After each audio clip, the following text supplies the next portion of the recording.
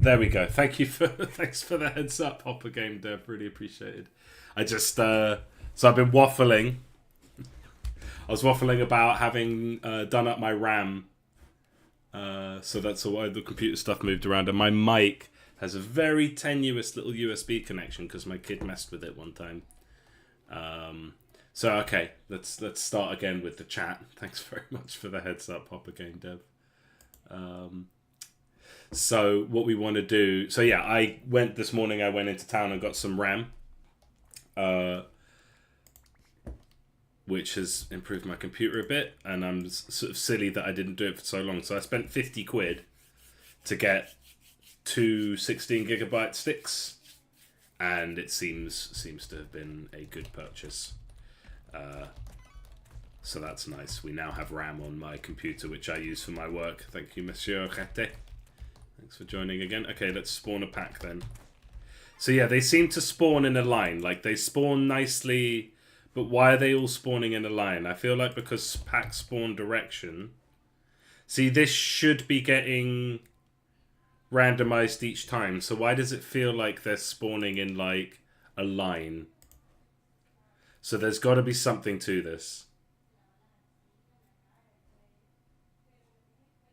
Like, I find this really difficult. Sin, cos, angle. That's where you kind of lose me. So before it was just, we find a random spot within the circle and spawn them. But one of the regular viewers very helpfully suggested that we should not ever try and spawn units on top of each other. And the way he suggested to do that was to make the angle...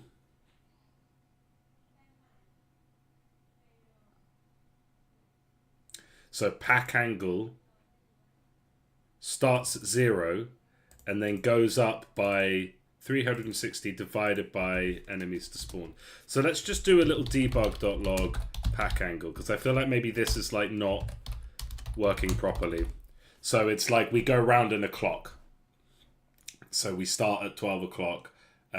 Depending on, so if there's 10 units, then we go round 10 times. If there's 2 units, it would just go like that, and then I guess it would spawn one here and then one here, and then it's finished. But if there's 20, if there's 36, if there's 10 units, it would be every 36 degrees basically. And I wonder if I've like done that properly. 360 divided by enemies to spawn. The old way wasn't a problem. So I was working with, I think, 8 gigabytes of RAM before, which when I bought the PC about 10 years ago, was not terrible. I think now 8 gigabytes is like, who like, for someone who works as a game dev and enjoys playing games as a hobby, is a bit mental. A bit like, are you mad? Could you not? And now I've just spent 50 quid. And it's much better. So yeah, okay. So let's spawn a pack. It seems to be in an angle from me, right? So I've definitely gotten this wrong. And yeah, we spawned 50 units. So like, what's this? 20. Where did we get 20 from? I mean, why did this trigger 58 times? 53 times. Why did that trigger 53 times? So something's gone horribly wrong in the way that I've done this.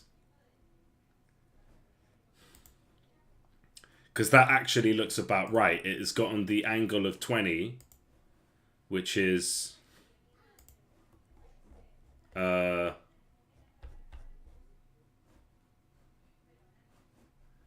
that angle is 20, and it's done that 53 times, which is about how many units I wanted to spawn. But then it's also gone round. Like, it's just a bit funky, isn't it? So... and I think that's what's happening. It's done 50 units at 20 degrees.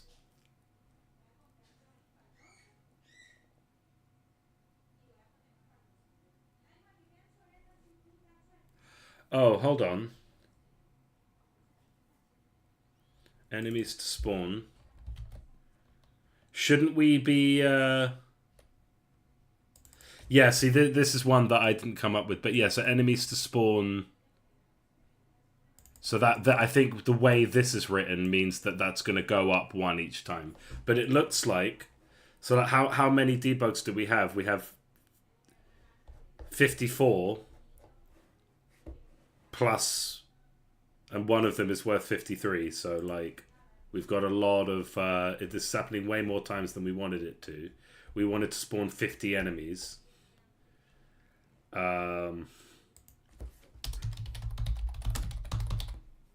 Let's just make sure this is working. So let's do pack angle plus and a little comma plus enemies to spawn. Let's just see what's happening there, because it's kind of we're in the black magic territory here, especially with this. Like this is black magic to me. This is a spell that I got online that I don't understand the mechanics of. I don't understand how this magic spell works.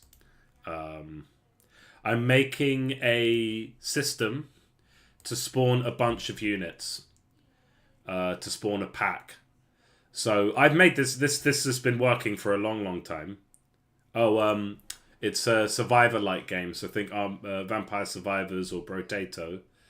But instead of just being one dude, you can summon units to fight alongside you. So in the same way that you would pick a weapon or a talent, like armor or something, you also pick other units which spawn on a similar logic to enemy spawns. So you can see these goblins are the enemy, these knights are my friends, and when I level up, I'll just cheat a level up here, I can choose units. I'll be like, oh yeah, let's pick a healer. So now we get healers spawning alongside as well, and they'll spawn roughly every 4 seconds. And so yeah, it's like in addition to the usual sort of survivor-like game you'd expect to see, you've also got other units spawning. And it kind of means that you've got this like wacky, pretty chaotic game where you have armies fighting each other, which I quite enjoy.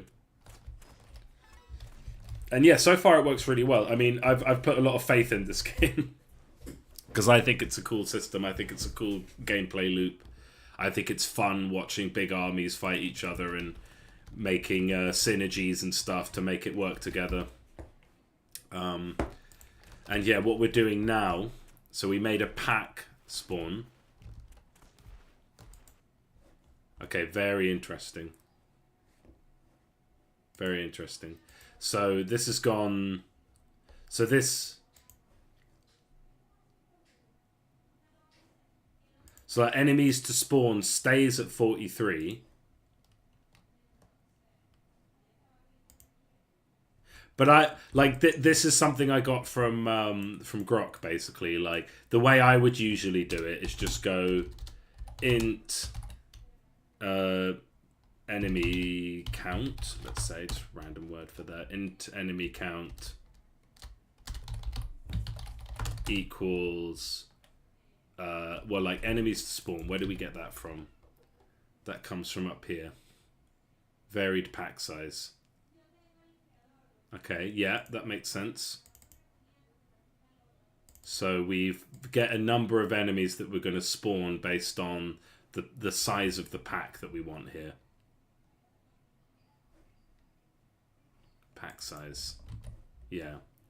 So I put in 50 here, so that's where we get 43 from. Because that's going to be like... We got lucky... I suppose, and got a low number pack. I don't think we should really have that. I don't know why I did that. I don't know if we should vary the pack size, but okay. We've got enemies to spawn, and then we get our number. You are cool, bro. Thank you. You're cool too. Yeah, I don't know why I did this. Because I don't think that has gameplay value. Like, it's fun to see... Like, it's generally fun to randomize numbers. Like, you get a weapon in a game, and it doesn't do 10 damage. It does between 8 and 12 damage, and that tends to be more sort of fun and interesting. Creates less predictable outcomes, which is generally good. But here, it really is going to change. Like, if you get 7 enemies fewer... then, okay, that's great for the short term, but you've also got less experience out of that. So I think what I should do is... Oh, thanks for all the likes. I think what I should do is not do this. So we got pack size. Yeah, randomly vary the pack size. Don't do that. Don't do that. Let's just use pack size. But let's make int enemies to spawn equals pack size. Okay. Because I find it weird how it's like attempting to do this. And it does it at 20 degrees 43 times. But then also, like, that's just wacky. So I'm a bit confused. So let's figure this out. Let's kind of understand this code, tidy it up, and take our time with this. So float pack size. Yeah, what's wrong with this? Okay, that's an int. That's a float. That should be an int. Pack size. And where has that come from? Okay, start coroutine spawn pack. Should be, and then pack size is a float. Yeah, let's make it an int then. Yeah, because I kind of wanted the wolves to be a random pack size. It kind of felt right. I'm making design choices here. I shouldn't be making design choices. No, let's keep that. Let's keep that. Sorry, yes. This is one of the things when you're a solo dev is you have to be a designer and a programmer at the same time. If I was just a programmer, I wouldn't question this, because I'm like designer as well. I'm like, should it vary? But okay, let's say it varies, and let's just do this the way that I understand. So enemies to spawn is a temporary number anyway, so we can mess with that as we like. So int. So we go while enemies to spawn is greater than 0, and then we go enemies to spawn minus minus, meaning go down, take away 1. And then we put all of this in there. I think this is probably neater and tidier, and that's how the pros would do it, but I'm not a pro. Oh, thank you. Yeah, I really appreciate that. You can play the demo on Steam, Army of Survivors. Wow, that's a lot of hearts. Thank you. Yeah, so this should be easier to understand. Yeah, coding, I would say like now is a really good time to learn how to code. I'm going to release a video on this soon, but I think it's a really interesting topic of like, how do I say this without sounding bitter? But like I've been making solo games for a while, and about 3 years ago, I got hired by Jagex as a game designer. And I was super hyped for that because, like, a real game designer job at a real company, that was really nice. But what happened is I basically lost 2 years of my own development time. And while I was at Jagex, I didn't make very many... Like, I didn't get to make much game, basically. Like, a lot of meetings, a lot of group design things where it's like no one really ends up happy with the outcome. And, lots of, sorry to say, but very mediocre content for a big IP, RuneScape, and basically I didn't get to make many games, and I got worse at coding because I took 2 years off, and I got worse at design, and it just slowed me down. But I got a nice salary for a couple years. But then it's like, so I would say now is a really good time to learn how to make your own games, because if you get a job at, and then basically the reason I stopped working at Jagex because they had a mass round of layoffs, which I think is everything to do with Rachel Reeves' latest budget, for various reasons. But yeah, it's like it sucked to lose that, and they ended up kind of. I reckon if I hadn't taken that, I might have like released a couple games, and they would have done all right. Okay, so now we can really keep an eye on this, and it's something I understand. While enemies to spawn is greater than 0, so we shouldn't be seeing this. Times 2, basically. We shouldn't be seeing this. It feels like this was trying to happen like infinitely almost, or happening twice somehow, and I'm a bit confused.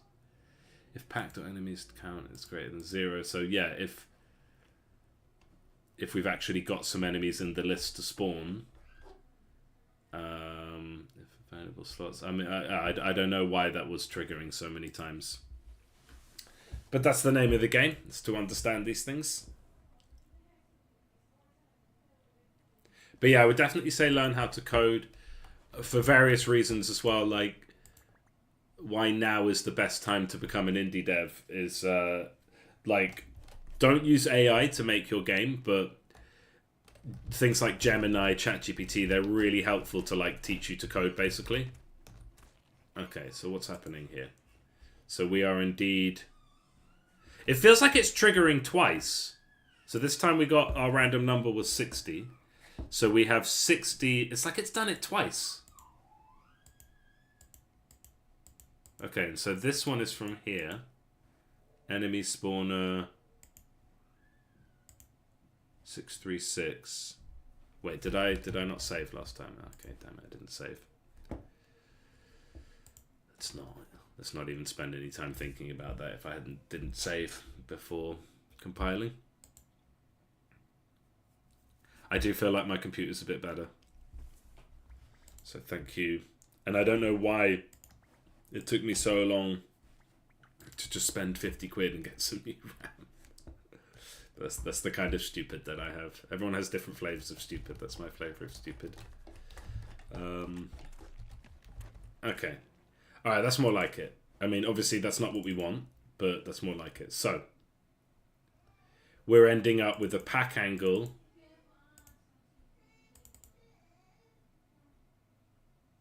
Okay, this has got to be something to do with...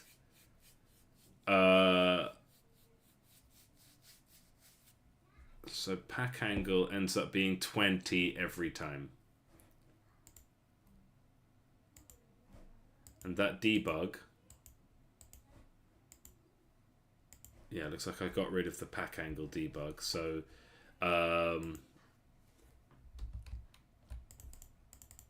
actually what I want to see is pack angle.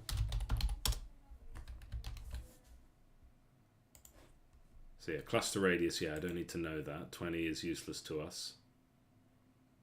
Okay, I'm now realizing why I was getting 2 debugs and I feel very stupid, but that's what happens. I'm loving how much faster my computer is. Jeez. Those compiles are so much quicker. Wow.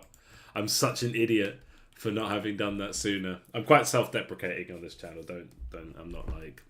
I don't have low self-esteem. I'm just a realist. Right, so... I'm quite brutal with the way I talk to myself. So, okay. So we've somehow... I mean, part of me just thinks I should just go to the old version that I had, which I have...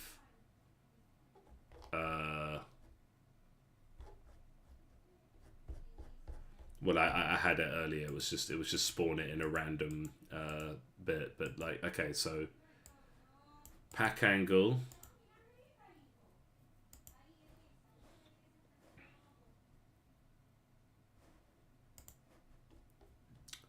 714. But then how and why could it possibly go above 360?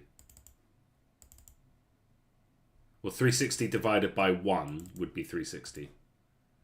How do we then go to...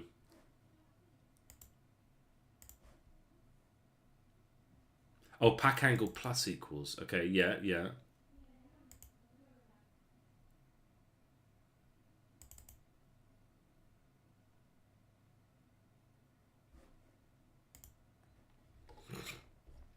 I mean, that's still...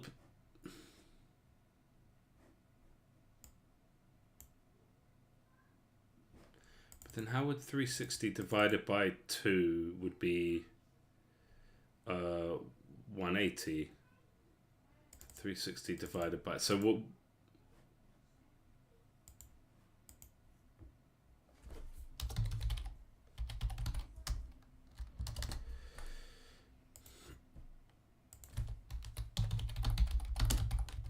No, enemies to spawn like that. Like that, very good.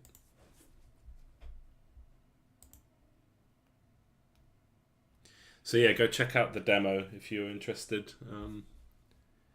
Obviously, lots further to go, and the game is already a lot better than the demo has. But I just don't have the sort of like I could upload the latest version to the demo, but it takes time. It takes time where I could be deving the game basically. Should have a shortcut for full zoom out. Okay. So like quick maths.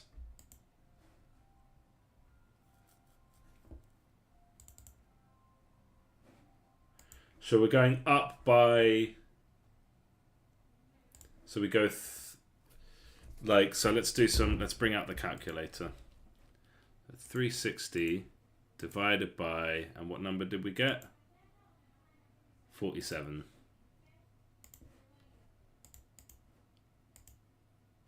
About 8. So this is going up by 8 each time. Roughly. A little bit more than 8. And it's rounding to the int. Okay. So my thinking is, how is it possibly...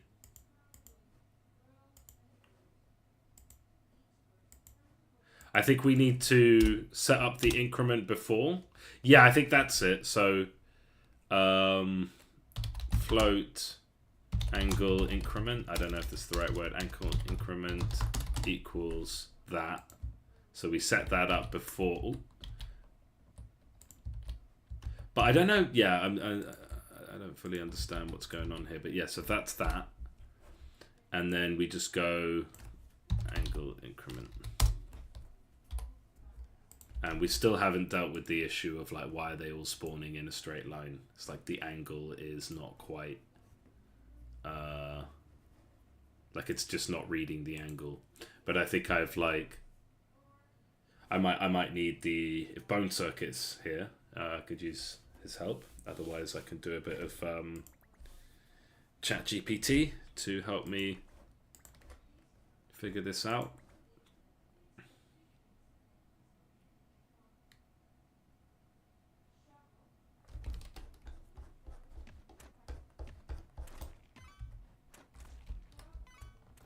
It seems to be like in relation to the player. The angle seems to end up being in relation to the player. Okay, so this is about right. And when we get to 0, like we don't end up much higher than 360. So that will be happening correctly now. Okay. And then the angle seems to be ignored. Like...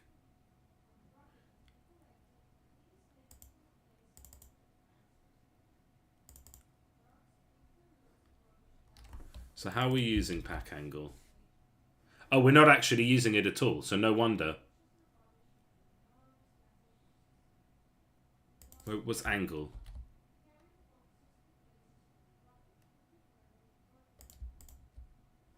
I see. Okay. Okay, it's starting to make sense. So angle is used there. I see. I see. So I guess we want to use pack angle here. And then it will work.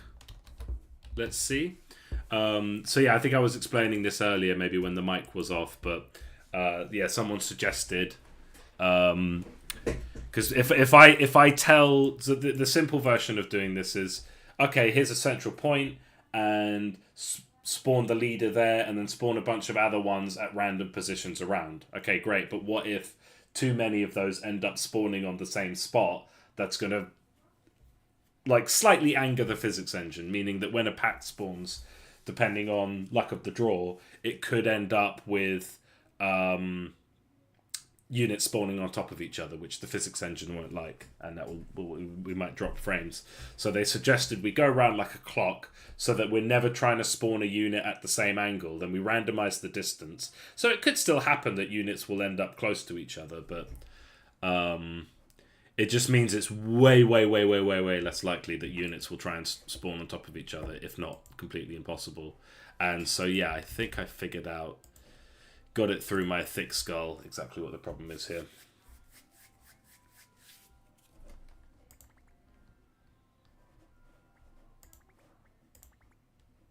So let's give that a whirl. And yeah, fairly short stream today. Kind of just want to get some playtesting done. Oh, that's more like it. And you can even see the clock kind of go around. And yeah, very performant, because obviously these are all loaded at the beginning. That's why we have a loading screen. Okay, that's done it. So I just wasn't even using that. It's this that I want. Okay, and that is very performant. That's very nice. This works. We don't need to set that here. And yeah, I'm happy with that. Okay. Test packet. I don't think that was on my thing.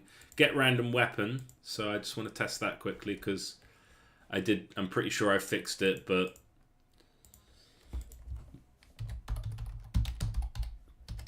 oh, did we not put it in? Okay, let's make a key for that. Let's do so just a cheat. GM, what do we want to do? We want to get random weapon. So how do we do that here? Oh no, that's in GM. Okay. GM, get random weapon. Right. That's what we want to do.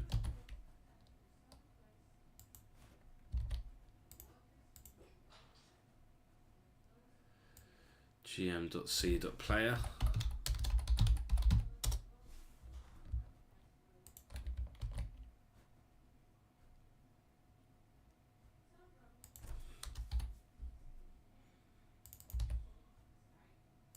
Get random weapon should be asking for a faction name. Wait, what?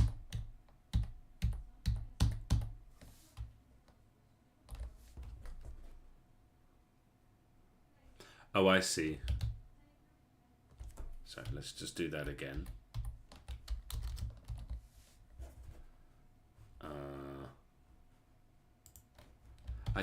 There's something about coding on stream. It makes me feel very stupid sometimes, but like...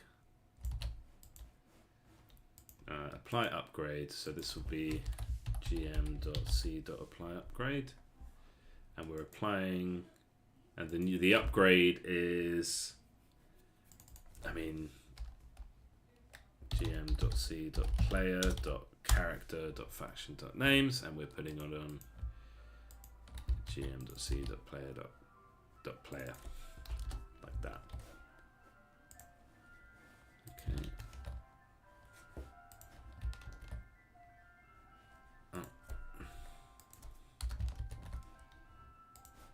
Yeah, I do feel like my computer's working faster. I'm excited to try some games. I played Pal World recently, and I played it on like the lowest settings, and it ran like garbage, which is a bit sad.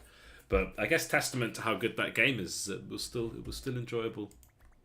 I had to go to like, you know, 140p for the there's the floating islands area, which my computer didn't like. And I'm curious to go back there and see if that was an issue with my computer or if that was an issue with my okay, yeah, we got a random weapon and it worked. Should we get another random weapon? Yeah, bow now. Good. Okay, so that should work for when we try and do it for the enemy. So get random weapon, I have fixed. I was correct in thinking that I'd fixed it. Okay, this one is this is the one I really want to do. Holiday, that's coming up. And then when I come back, I'll have all of this fresh. So we have this issue.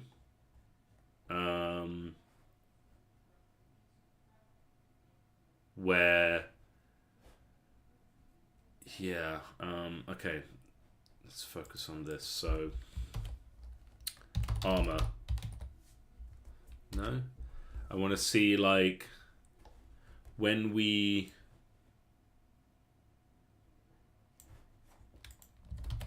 Apply upgrade. Okay, and this is like messy code, but let's... So, remove replaced upgrades. I'm not interested in that. If upgrade is weapon, no.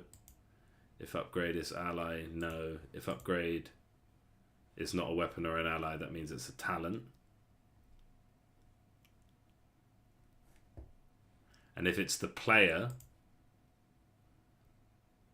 then we give them the full talent. And then we grant the buff to the allies by half. And by adding a buff, that should automatically sort out their like health bars and stuff like that. So I'm gonna just put in a debug.log. Actually, I've never tried this. If I just put it empty, does it? No? Okay, I just want to put hello. Just to kind of see that this is happening. And I'll put in a cheat to apply upgrade. Yeah, I mean, essentially it's just this. Apply upgrade, get upgrade, armor.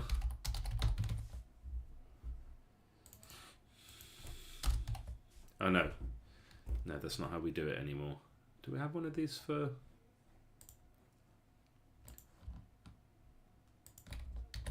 This is how it should. This is the latest way of adding an upgrade. And let's put it here. This is fine. GM to see that add upgrades, upgrades.armor, and that should do it. And what I want to see is that applies for all of my allies as well, except that's going to be tougher to see. Heroes, characters, unlocked. Let's unlock Jania as well. I probably ought to change Jania's name. Don't know what to call it. Like, I wanted something reminiscent of similar characters, but also just kind of, yeah, I don't know. I was going to call... My first thought was like Rania, but then I was like, are they sisters? Are they brother and sister? I kind of want there to be a potential love interest. I mean, we don't go that deep on the story, but yeah. Anyway, name Jania. It's not final. But let's pick Jania, because then we'll immediately see if adding armor has worked, because on the soldiers we won't. Which one did I put it to? I put it to 3, right? Let's put this all up here. Player controller, just so we've got easy access to it. Yeah, that's 3. So this should give them all armor. Okay, it's given me armor. And it's given the new character armor. But it hasn't given it to this guy. Okay. One thing I think we can check. I'm not sure if we can actually, but let's try. So we can look at the Ranger, and can we see how much armor they have? 0. Can we see how much max armor they have? No, that's stored on the character, and we can't see it here.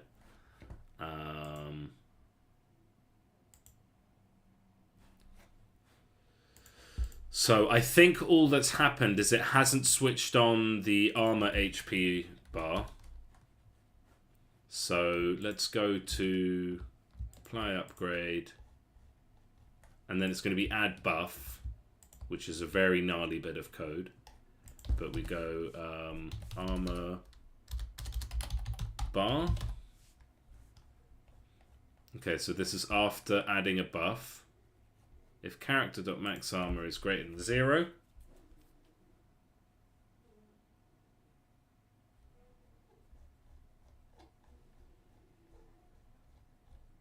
and then we've got armor. So max armor, character.max armor plus equals buff value, debug.log, buff value. Just dotting these around so we can find them. And yeah, we'll figure this out. I mean, it's not a big deal, really. Like, it would be perfectly valid to say that talents don't apply on units that are already in the field. It applies to the new ones that are spawned. But I do feel, especially in the case of something like armor, you want to click armor and then see all of your dudes have got armor now.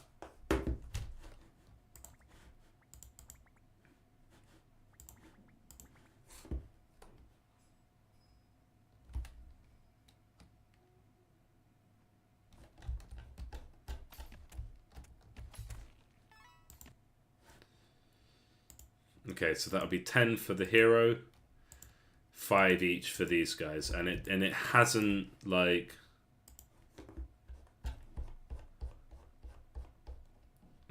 So I want something like, if character.max armor is greater than 0. Is it because we're like referencing character? No, they should have a new character each time. So else if buff.name is equal to max armor debug.log. What? Like, why?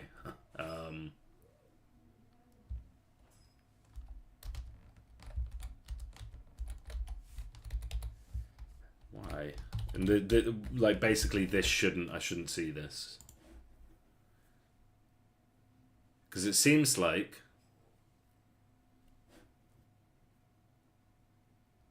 we've given it to the dude and then it's just not like, and he should have better armor, but he just doesn't. It's just like not working for some reason. So, you know, fun times as a developer as always.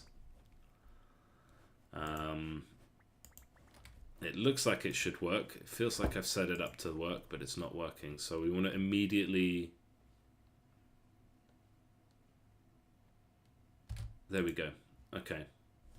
So we did in fact get our armor. Ah, okay, that's a start.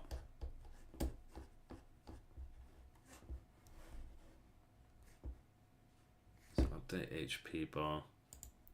I mean, their max armor should have gone up.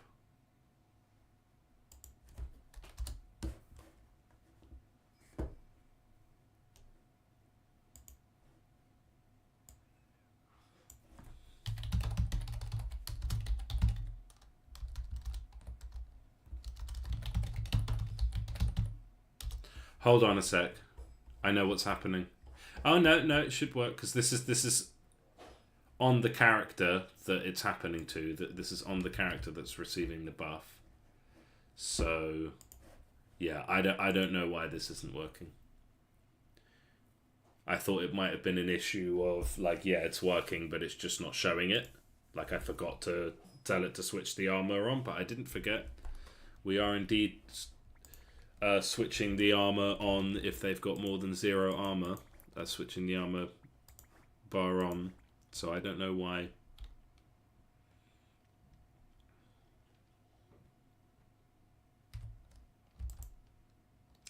And of course we can immediately see it for the hero there.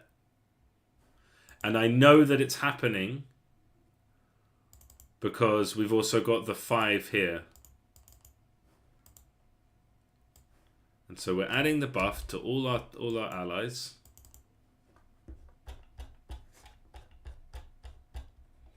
So let's go debug.log character. Well, let's just go name and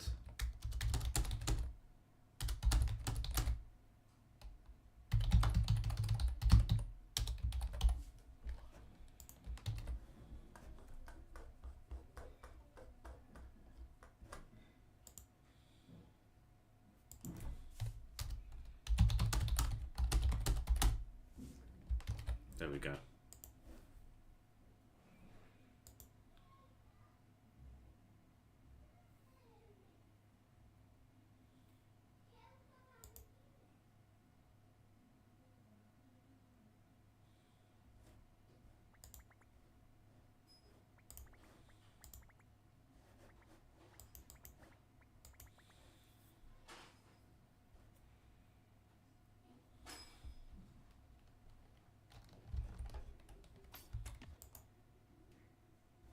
Okay, interesting.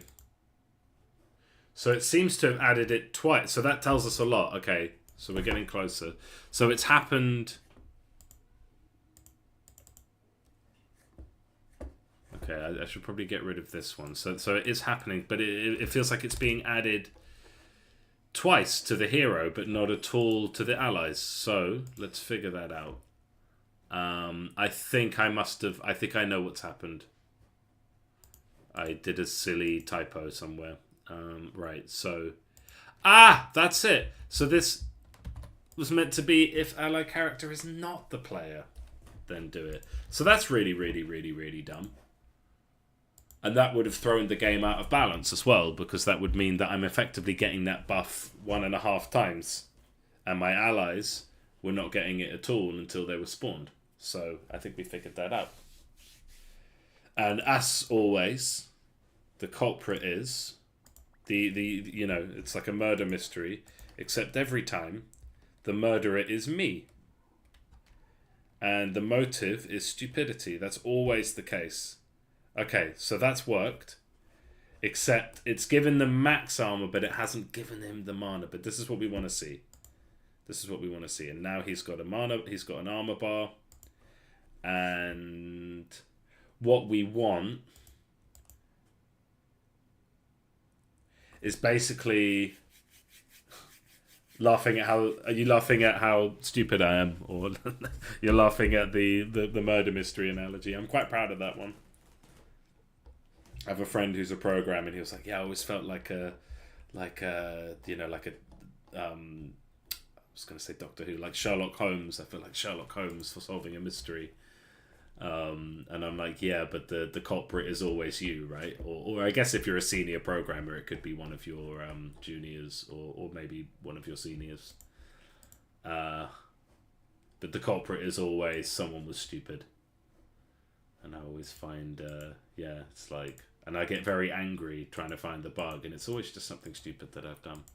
And in that case, that is pretty stupid. Like, I should have seen what I was doing. Anyway, so what I want to do is make it that when we increase the armor, we should actually also increase armor. Right? So are there any other buffs that do armor? I don't think so. And then if we're removing max armor, we should also remove the armor? No, I don't think so. Let's see how that goes. Let's see if any bugs come up because of that. But yeah, this should work. So this way they should get the armor.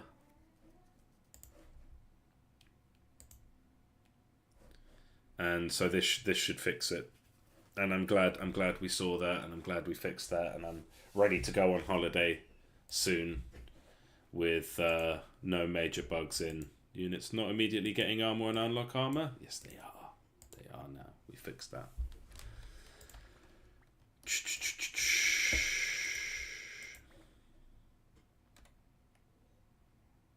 Satisfying, but also embarrassing, as always. Lovely. Done. Exactly what we expect to see. Brilliant. Okay.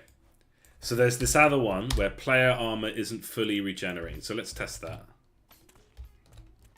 So I just need to like not get hit for a while. Okay, yeah. 2, 3, 5, 6, 7, 8, 9, 10. Don't see a problem there. Okay, this is a weird one. And I've only seen it once and I might have been mistaken. So I think the thing to do now would be to do a little playthrough, and we'll do it. I'd love to do one outside of Unity, but we'll do it inside of Unity to just see if any bugs pop up while we're playing. So we will go full screen. Close as possible to it. And we will go free play, and we're going to be Sean. Sorry, I used to be called Sean. Randar versus the orcs in the plains. Vanilla pie. And what we should have is a nice, balanced gameplay experience with no bugs. Okay, what's going on now? I just clicked on the wrong screen. Right, good, good.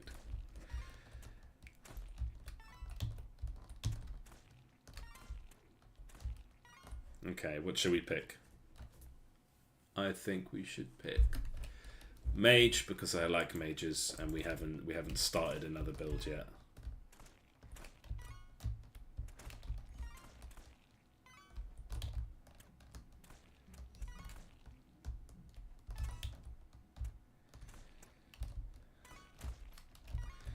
Okay.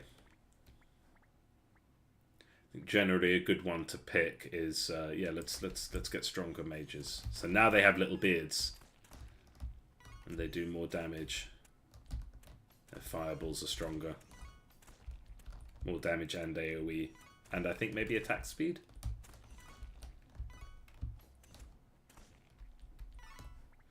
Okay, none of these synergize, but you know what synergizes with absolutely everything? Attack speed. And rather than having applied to the hero twice, it is now should correctly apply to all the other characters as well.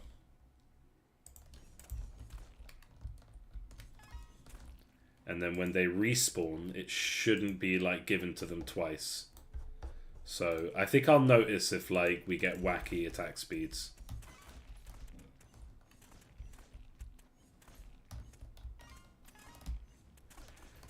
So yeah, looking good. Okay. If you don't have a good one to pick, my advice is to pick one that you already have. I mean, damage is always good, AoE is always good, especially with the mage, but let's just go with the better sword. And then I can be a bit more aggressive.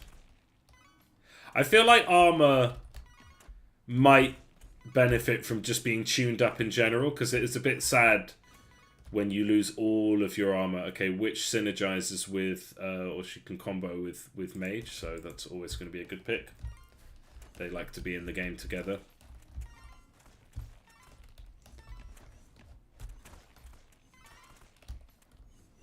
Which maybe is a bit unintuitive. And maybe a bit boring, because it's like mage and witch always go well together. Like that seems a little bit like it makes the choice too obvious every time.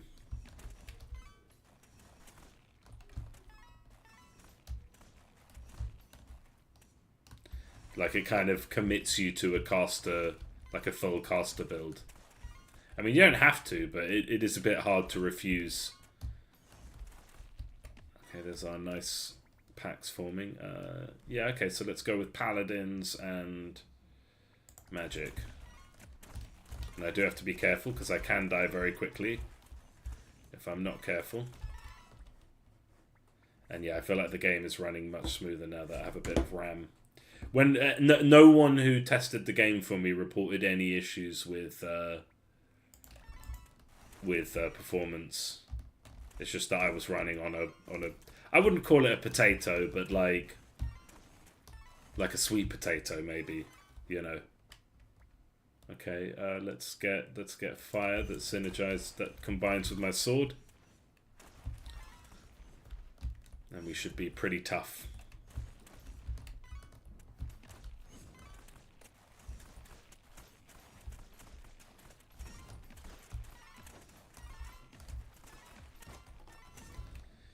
Yeah, and the enemy seems a bit formidable. I don't feel like we've gone to easy mode. And let's pick a shield, because that combines with the hammer. Always good to get combos. If nothing else, it just makes space so you can get more things. It's all about getting combos. Same with Vampire Survivors, actually. Okay, let's get boots, just because that synergizes. Or should we improve the priest? I think we should start working towards our... I say synergy. Synergy is a different thing. I'm talking about... I'm talking about combos. That's a different thing. Okay, let's get one thing fully upgraded. I can be pretty brave and take on a pack of enemies by myself, but not without nearly dying. So even when you're doing well, you have to be quite careful not to lose your hero.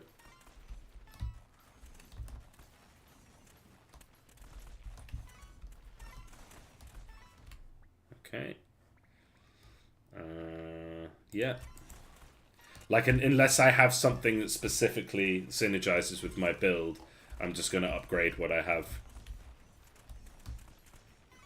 Okay, and at the moment it feels like we're kind of stomping the enemy.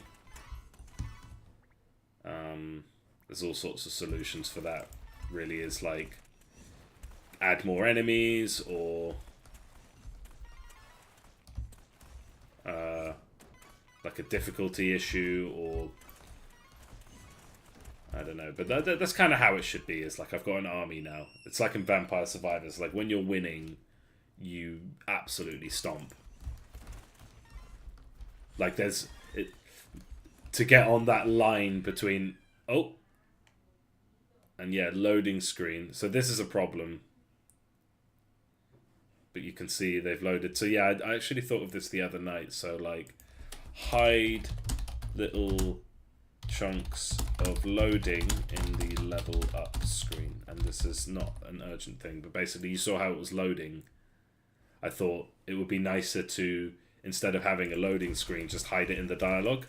But yeah, so now a fight with the boss hero, who's very strong and has lots of stuff. It gives me lots of level up and a chest, which is really fun. I'm a big fan of that. That felt cathartic and good. Maybe the timing is off. Maybe it should happen at 4 minutes 30. At 5 minutes, we attempt, like, because as I was explaining, like if you think of Vampire Survivors and how the difference between, like, you're either absolutely stomping or you're losing, and there's very little in between. And this game, because of the nature of the army, and just how, like, warfare in general, is once you're winning, it's very hard to get to losing. And once you're losing, it's very hard to get to winning. Which is sort of anathema to good gameplay, I think. You should be able to recover. So there's a bunch of things going on to mitigate that. What buff is that? That's fire. Okay, fire debuff. Sprite.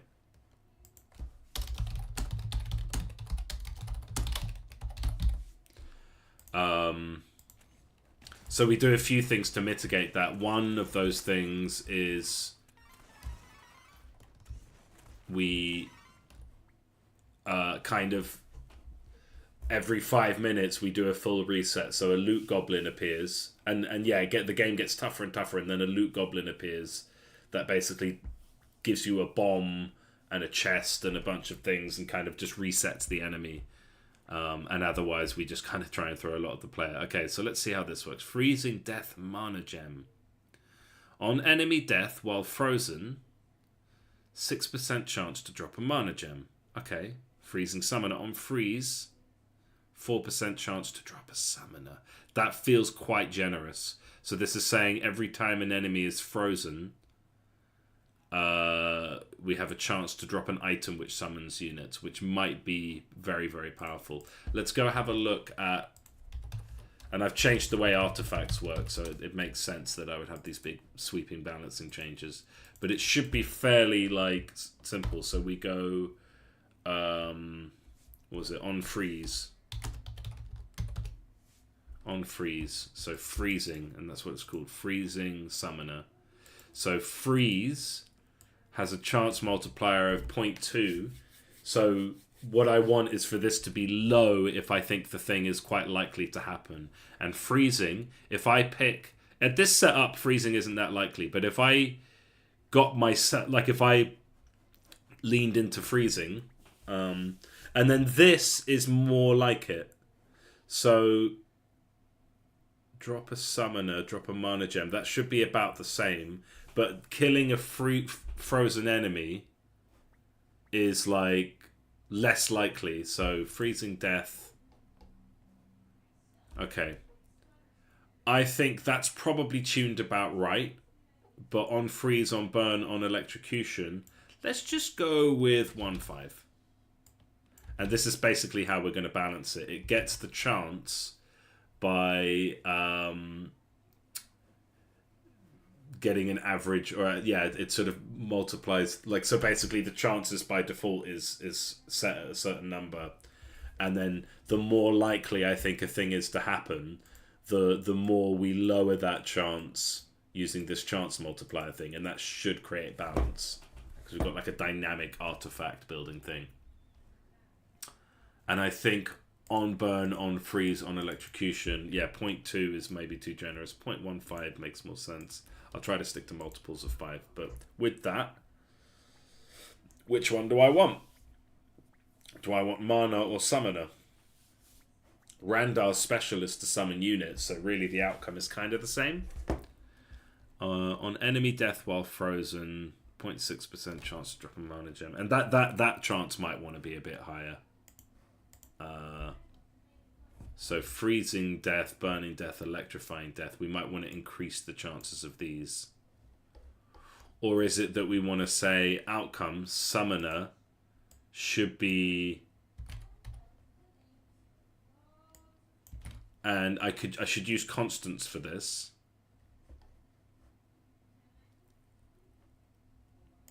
But yeah, mana gems, all of that stuff is like quite powerful. So, and I should be using a constant for like low chance, like powerful thing. So I don't have to change that each time. And then these could stand to be higher, I think, because these I feel like are less likely. I mean, it really just depends on your build. Like, if you've got a build full of electric people, then like pretty much any time an enemy dies, they're going to be electrocuted. So, which one do we want? I think freezing death mana gem is a good one. Okay, and since we got an item pickup, it might make sense to lean into that. But also, I think we need some survivability. So let's get... Well, we've got healing, so I don't know if armor's great. We've got ranged units. Let's do range. Range increases range, but I think it's also fun if it increases projectile damage. And so, yeah, we get a reset. We kill all of the enemies. And what I tried to do is make it from like 4 minutes to 5 minutes. We want to try and kill you. I want to do my best as like the dungeon master to kill your party, basically. And the same at 9 minutes and 14 minutes. And you'll see, while I have a pretty strong army right now, like they can quickly get killed. Okay, are people machine gunning fireballs here? No, I don't think so. It just looks like it because a bunch of them are firing at the same time. I'm just going to have a quick check of some unit that's been here for a while. Let's say this witch here. What is your attack speed at the moment? It's annoying because I can't see... Yeah, I can't actually see information about the character. But I think... I mean, I've got no reason to think there'd be a problem with it, so I'm going to keep going. Like, I just hope they're not stacking the talent buffs.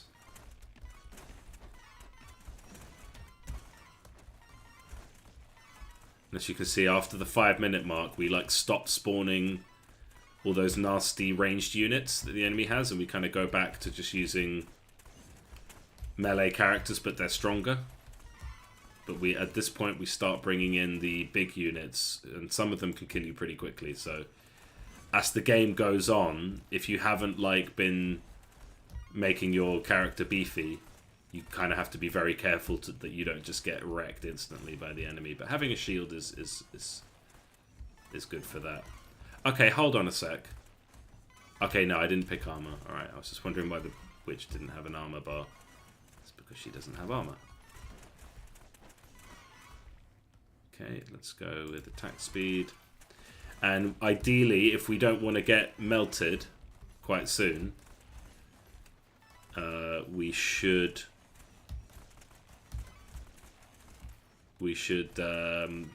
be getting one of our combo upgrades. So that'll be the Paladin or the Frost Mage. And we're definitely going to choose the Frost Mage, because we're going to go for a full ice build. As much as we can at this point. Okay, what's that wizard doing up there? Why is he just standing still?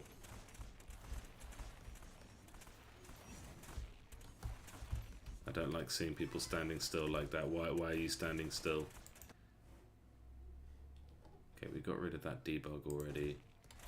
He should join the fight soon. Like, he's just waiting his turn for the system to say, hey, do you want to pick a target? There we go, that witch started moving pretty quickly. But why is that mage still stuck? We'll get to that. Okay, so since we picked range, And since these two synergize, AoE would be a good pick. Yeah, it would. It definitely would if we're doing Ice Build. Okay, yeah, that Warlock came and messed me up. I need to be careful here. I can die against a pack like this. No, we don't want the Fire Witch. That would be a trap. I want the Frost Mage. Okay, yeah, we got a little Summoner.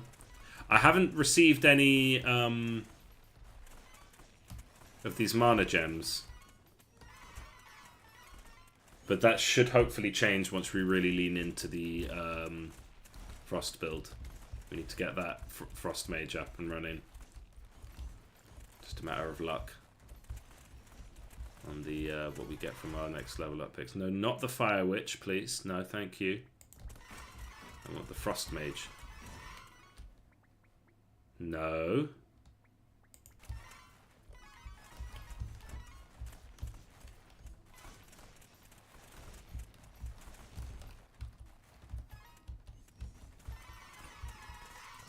Okay, so I'm going to let my army fight while I just go and pick up loot. It's a valid strategy. Okay, yeah, sure.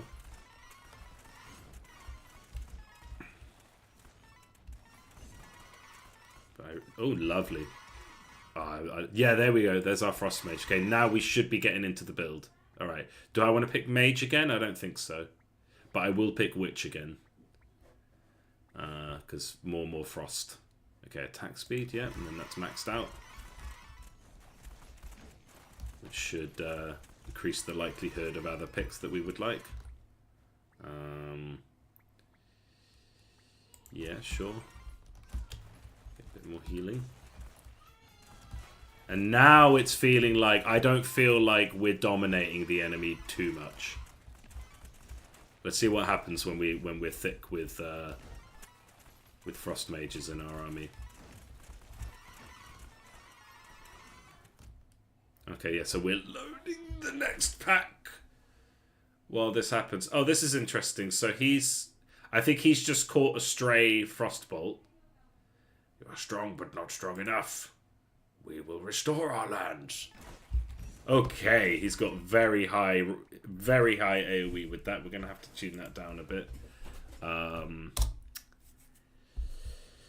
Enemy hero AoE might be too high.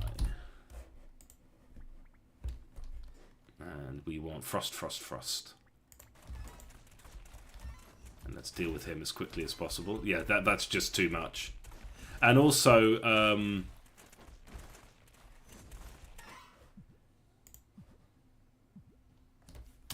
get random weapon shouldn't give a weapon that the hero already has. Just doesn't look good. He ended up with 2 glaives there.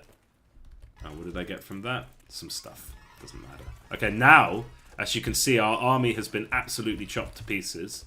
But we are almost... and this is what I would call a successful reset. Like, it's a bit too overtuned, but now we're like, oh shit. We're going to lose if we're not careful. But have faith, have hope, because at 10 minutes we're going to get a loot goblin. Oh dear. And also my guy is a bit strong, so I can like tank some units. Also, I can summon to me, men, and we fight the orcs. And this is why I like this game, because of moments like this. And we've got a whole bunch of enemies stuck on a rock. That's fine. That's a feature, not a bug, I think. And all my Frost Mages are keeping us alive. And we're going to get that Witch. So we've got more Frost happening, which should increase the chances of our mana gems dropping. And now we can choose another... Oh, an ultimate. Well, yeah, that makes sense. 1000% chance to gain 5 mana. Okay. Ultimate mana is redundant. So how do we do that? We say that... So we need to create exclusions. So ultimate... And I expect issues with this because I've very recently changed the way this works. So, ultimate is a type of proc, meaning that it procs whenever you do an ultimate. And the way that we... And so I just want to find an example of, yeah, excluded... I think excluded outcomes. Just want to find an example of where I've done this. Yeah, so ultimate should have excluded outcomes. I don't think it makes sense for you to get mana or mana gem. Okay. So that one I'm not going to pick because it's redundant, but stoic buff, we don't have... I've got a shield.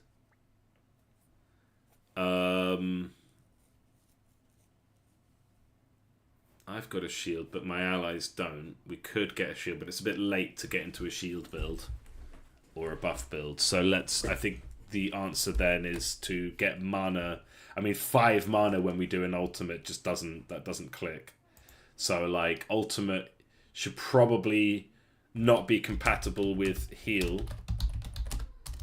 Like, any little ones, basically. Or but if it's ultimate summon... That should, like, instead of having a 1000% chance to summon 1 unit, it should be 100% chance to summon 5 units, basically. But let's pick that and just see how broken it is. I mean, or ineffective it is. Okay, so now we're doing badly, but then we get bomb. Nice treasure chest. A magnet and a can of beans. To summon units, we will pick the Flame of the West, even though it's a frost build. But now we have a very powerful fiery sword. And as you can see, the reset is working as intended. And I can go in there and smack a bunch of them with my fiery sword, and it feels great. Let's get the Frost Mage. Very much modelled on Gandalf after he leveled up. I always make this joke. But I really like how in Lord of the Rings... They use, like, RPG rules. Like, Gandalf defeats the Balrog. And he's, like, about to die. But then he levels up. Meaning he gets all his HP and stamina back. So that's how he survived that. And I'm really glad that Tolkien, even before video games, understood that leveling up means that you get all of your HP back. He was way ahead of his time. So here we are with a nice kind of reset. And we're kind of back to dominating again. And I'm really proud, I must say, of this very difficult task in this game to...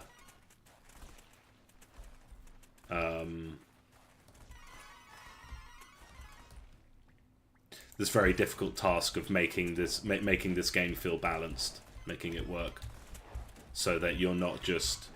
dominating the whole way through or being dominated the whole way through. Switch off. I just noticed the totem had some walking animation. Switch off any walking animation on static units. And that's easy. We just say if movement speed is 0, then don't you dare animate that. I don't know how would be the best way to do that, but okay. And then we can summon units. Every hero has a different power. And Randar's, being the main character, is to summon units, kind of leaning very hard into the USP of this game. Okay, I want to pick an Ice Lance. I want to pick the Icicle spell. This has been a very good run so far.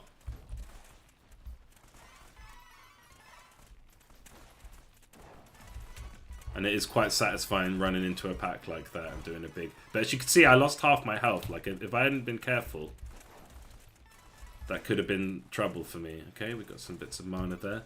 I think it's hard to tell how much of this mana is a result of the artifact procs and me being lucky. But it does feel like mana is a bit more plentiful than standard. Okay, yeah, let's deal with this guy. I'm loving... how strong those guys end up feeling. It felt like he died before his health really reached 0, so I hope there's nothing funky happening there. Okay, let's get paladins. paladins have heal and sword, and they're strong. And now, but also we've got an extra slot.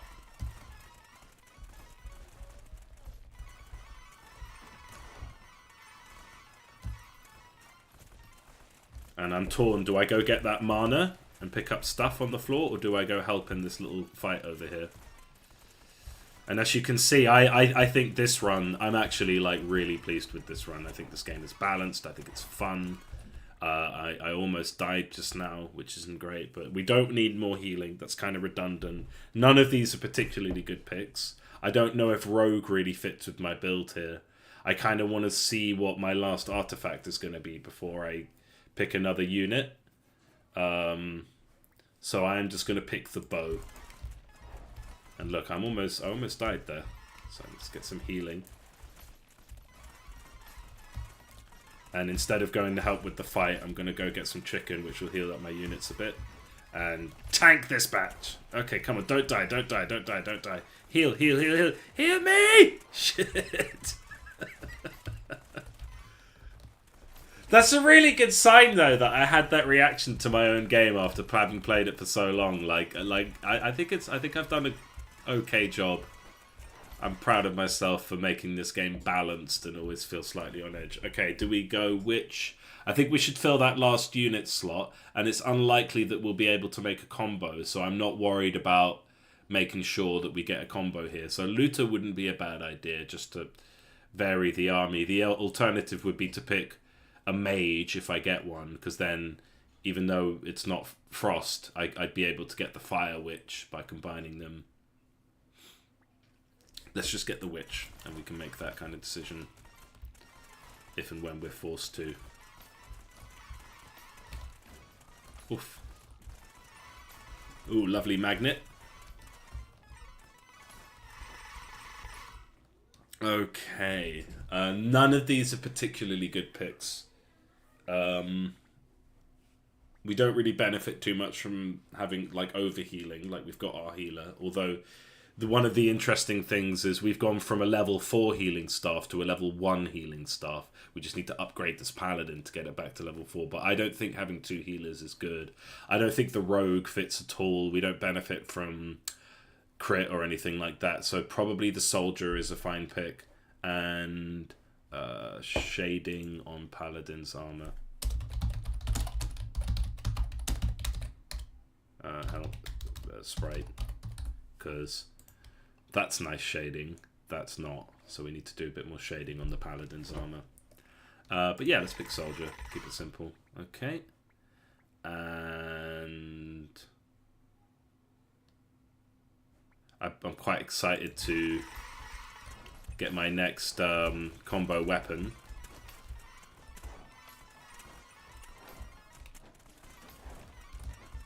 And as you can see, we're not coasting on easy street right now.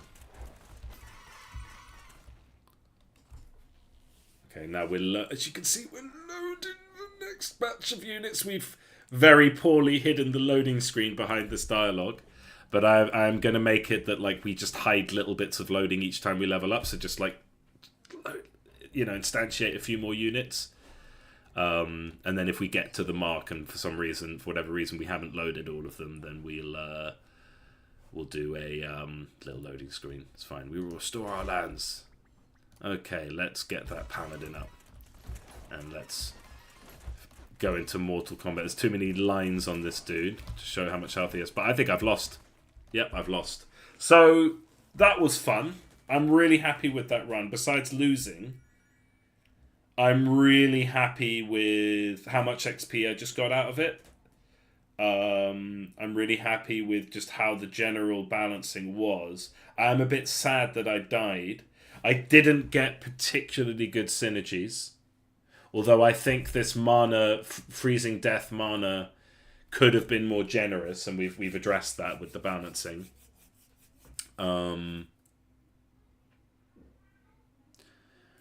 Did I die because of a skill issue? Did I just not get the stuff? Is 14 minutes a good one to go for? Would that be different based on... I think the balancing is okay. I think we're pretty much there with the balancing, at least for humans versus orcs.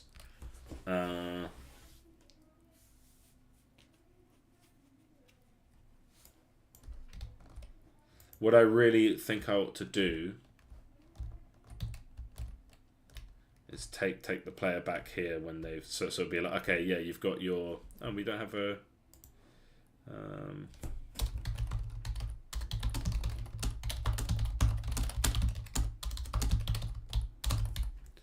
got a few little bugs here and there. So yeah, what you would do, I mean, we don't actually have all of the level ups set up, but we've got some of them. Then you would like buy a few level ups and then hopefully do a bit better next time. And yeah, you can upgrade the barracks. And then hopefully what would happen is you'd have got enough level ups from look at that flag moving, isn't that wonderful? Hopefully you'll have got enough level ups from playing that game, and you'll be able to get enough upgrades that you'll be like, oh, okay, now next time I can win. But of course, early on, we're not going to make you survive for more than 10 minutes for the story. Like, I don't know. Like, it's really hard to find that balance, isn't it? It's like, I definitely have that with, like, Mega Bonk. Like, most runs, you'll die. Like, you'll fail. But then you get the odd run where you just absolutely clean up and it's exciting. And it's finding that line between, oh, it feels bad because I lost and I don't really know why, versus, like, winning being too easy, and it not feeling special. I want it to feel special when you're winning. But yeah, here we go. We've got our map, and then I guess we would go into another game, and we'd be doing the story and having these story scenes. Like we're almost done. We're there. We're getting very close. So I've got a few little bugs to go through here. I wanted to do this thing. I think it's a good suggestion. Making. So yeah, we did that. Let's save that. So it was a suggestion that units should have a little like thing underneath them, like footsteps basically. So let's go into main game. No, in fact, let's just go into planes. Let's open up the main prefab that has the planes in it. And all I want to do is just see a unit in here. So we'll go root prefab folder and just pop in a character container just at 0. Zoom in on that. I don't know why it's coming at that space. Just to get a sense of like what the grass looks like. Okay, so this is like an empty scene. And what we want is a little object. So can I just get from like a sort of primitive sprite? So sprite renderer. Can I just get any sprite? Just give me any sprite, literally. Okay. And what I want is for this to be a circle. Can we have that? Circle? No. I just want like one of those primitive like UI. I don't want to have to import a circle because that feels a bit silly. Don't you? Yeah, like a knob. There we go. A knob. A knob with that is black and transparent by about 0.2%. And so this should be rotated to match. I guess it can sit here. And this should be, yeah, where is it? 90 then. And it can be a little bit, and this should be on the ground. Yeah, it is on the ground. And it should be a little bit wide. Like that. Not that big. So barely visible. Barely visible. That's good. That's what we want. We can, maybe the knob is a bit like low resolution. We can kind of fix that later. Let's make this a nice even 5. Y would just be 1. Oh no, Y is that. So 5. This should be 1. This should be, let's say 3 works quite well. Yeah, 5 and 3. Cool. Let's call this footstep. Or track. I don't know what to call it. And that's kind of about what we want. And of course it should be behind. And I'm hoping that that's the right sort of, like I don't have to shuffle around layers. So that should work. Take things for a walk. Okay. Art is downstairs painting. I don't know how that is going to go. Okay. Is 2D easier to make than 3D? I don't use any of Unity's 2D features. Yeah, short answer, yes. Because you've got fewer axes to work with. But whenever I make a 2D game... Wait, is the camera tilted? Is the floor tilted? Why is that not a straight line? But yeah, I always just make things in 2D. Sorry, I make things in 3D. I find it easier to... So, like, you can make 2D colliders and things like that, but I always make... What is this?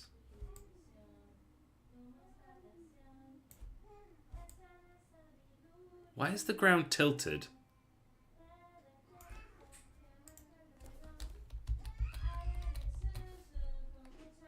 Odd. Is that the camera that's tilted?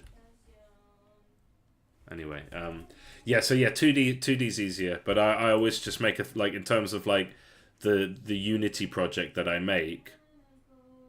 Okay, I'm so confused about the space now. Right, that should be on normal. Are we in like isometric? Okay. I don't know why that is not straight. It feels like the camera must be tilted. Why is that line not straight? It feels very awkward. So yeah, I think that should work for our little like floor piece that they leave behind. The shadow is like below. The shadow's actually ending up below the floor, which probably isn't ideal, but shadow.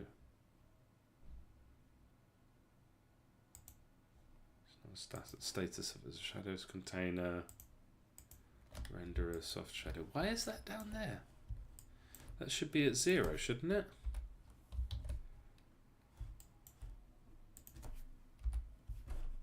Yeah. That shouldn't be buried into the ground. That's going to be slightly warped. Okay, let's go. So let's go into this prefab and let's fix that, and hopefully that doesn't cause any like secondary effects. Let's not have that slightly below the ground. Let's have it on the ground, and then we've got his little footstep. And so I'm gonna have to do like object pooling for this. I think what makes sense would be, so let's go in here. So let's take this footstep, because I think that's basically what we want it to look like. Let's go into the prefab. Yeah, sure. And let's create, I guess here is fine. Footsteps. Okay. Right, so that's our standard footstep. And I guess what would happen is there'd be like, maybe, I think they should have a maximum number of footsteps of like 10. So I'm just going to very hackily just create a bunch of footsteps. I am going to prefab that.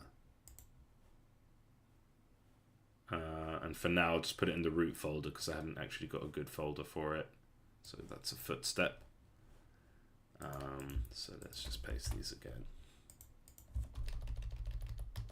Okay. And so we need to put a bit of code, which will have a very nice spot here, an animation event handler. And here is where we play on bounce, play bounce sound. So we'll do make sound.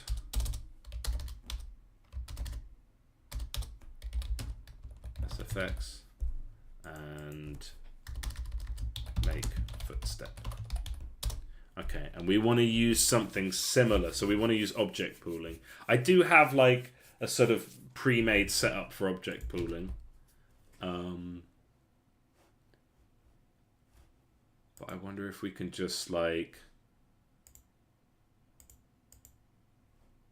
yeah, it doesn't come naturally to me. Okay, so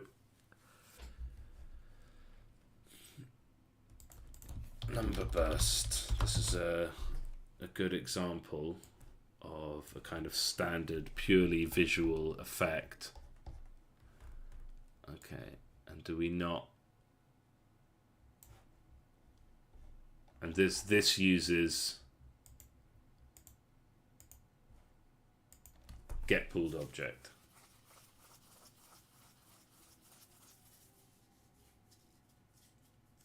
Where do we initialize that? Okay, there we go. I missed that. Right, so initialize object pool. The thing is, we'd have created them if they're children of this. Then when we create a character, it will create all the footsteps. And basically, we want to have like all of them switched off by default. And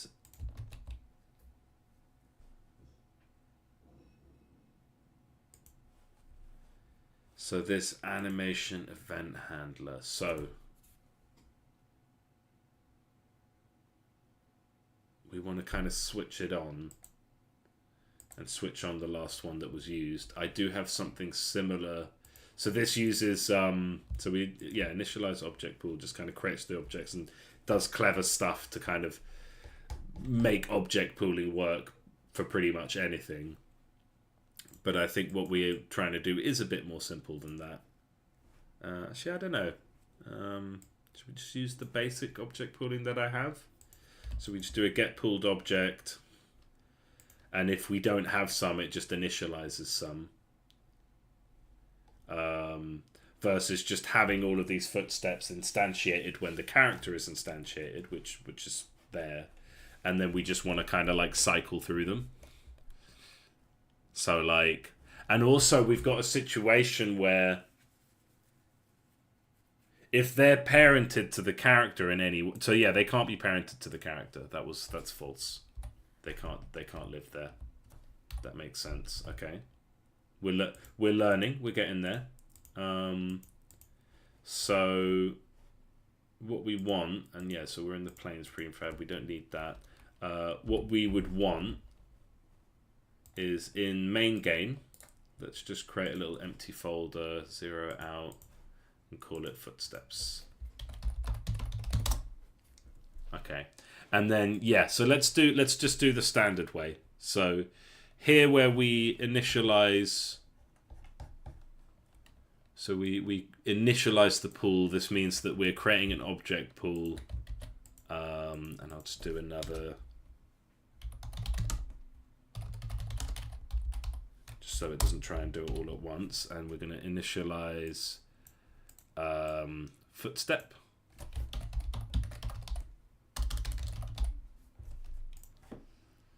So we need to set that as an object.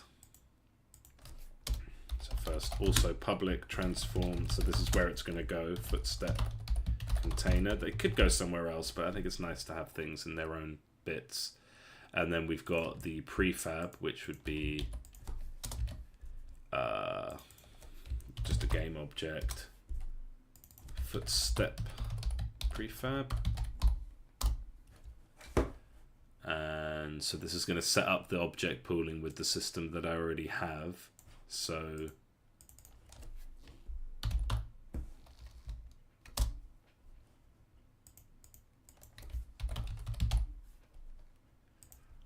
and how many do we want to make in total? Let's say we'll see how this goes.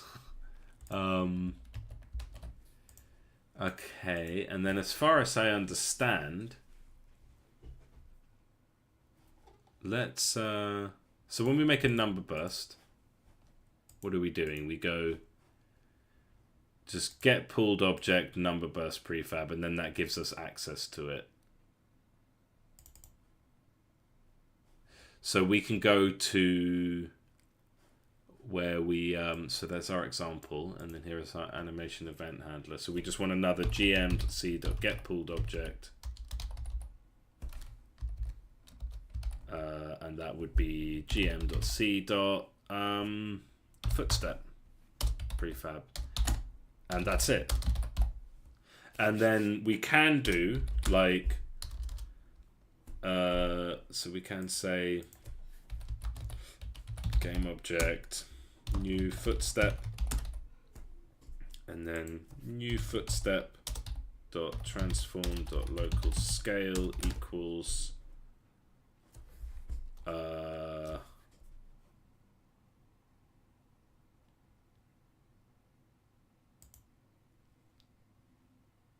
we would have the standard size of the footstep, which is 5 by 3, but maybe it would make sense just to nest that and make it 1, make the object that we're dealing with just 1. So let's go prefabs,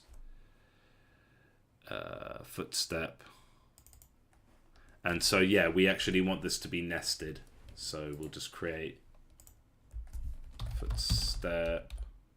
No, what we want is basically we want to just copy this into itself. Bear with me. And then this should not be on here.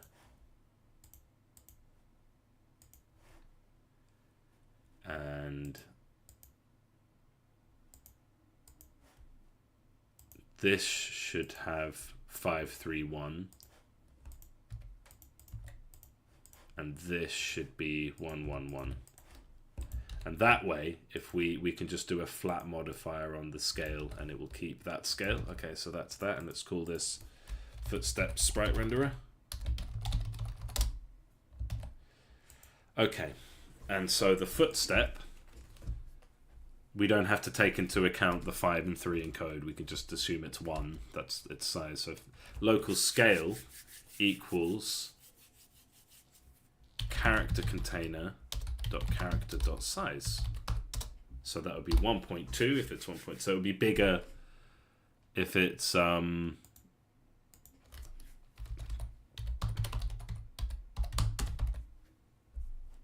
that. So that would be 1.5 if it's a larger unit, and 1 if it's a normal unit. Okay. I hope that's not. I hope that's performant. I hope that's not.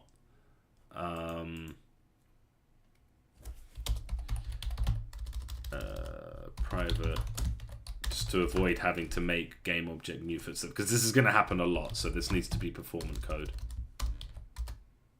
Public private new footstep. Oh, that's footstep. Private game new footstep.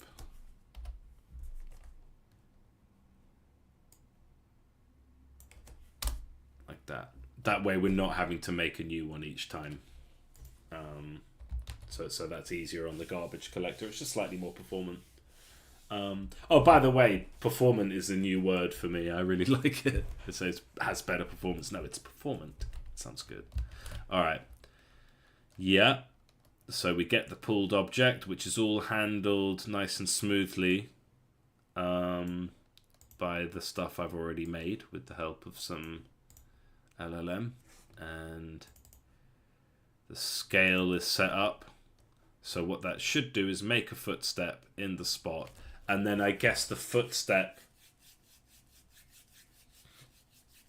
could return to pool after a specific time. The thing is, we're just going to be cycling through and finding the bottom one, so like it will always use the latest one that it has. I hope that's how it will work, or it's going to look for one that's been switched off. I feel like we should just kind of see. So before we get too excited, let's do the thing that I usually forget 90% of the time, which is setting it up in the editor. So footstep container is here. And footstep prefab is here. Cool. And then, so what we should see is that we just create one of these footsteps, and then it's like, what if we don't find one? I think what that should do is just delete the oldest one and use that.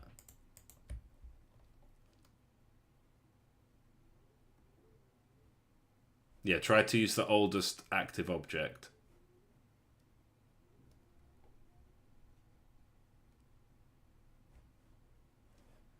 That's what should happen. So we should just see like the oldest footstep move to the new position. What might be nice is if also independently, so we would have something like just something that's going to make it fade out over time, that just kind of resets. But let's see how we go with this. We have a starting point here. And yeah, we've got a little list of things to do. Hide little chunks of loading in the level up screen. Yeah, that's a fairly big job. Player armor doesn't fully regenerate. I'll wait till I see that again, to be honest. Could have just been a mistake. And let's see if this footsteps thing has at least worked in principle. It might need a bit of tuning just to see how many footsteps there are. I don't think this is a vital thing. I think it will look nicer. But if we find that it just kind of doesn't work and we have to cut it, it's not the end of the world.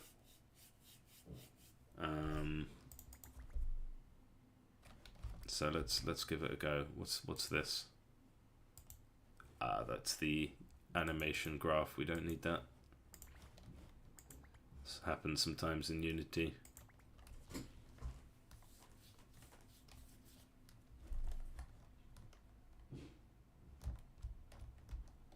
Okay, well, that's clever. We didn't move the position of the thing. So on animation event handler, new footstep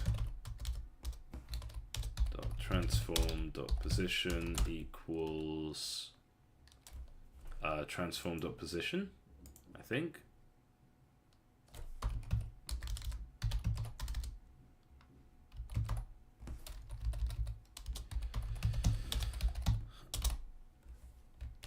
Okay. Oh, that's only if it's the player.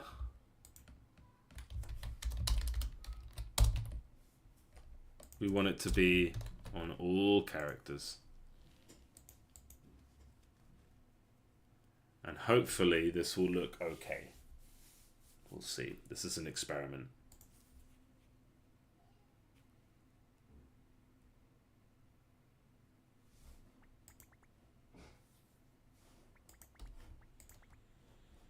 Might look crap. Might be distracting and weird. Might melt into the unconscious and just make you go, ah, good game. I think that's distracting and weird.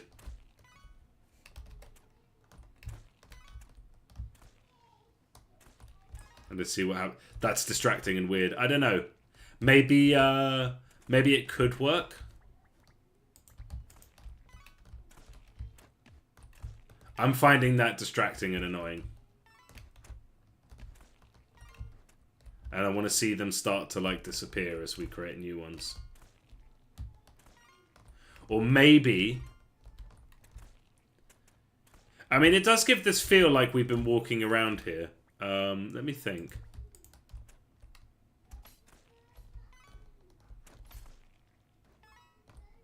Oh, something's happened. Okay. Okay. But that shouldn't be an issue because of the way that we have... Yeah, return to pool, oldest object.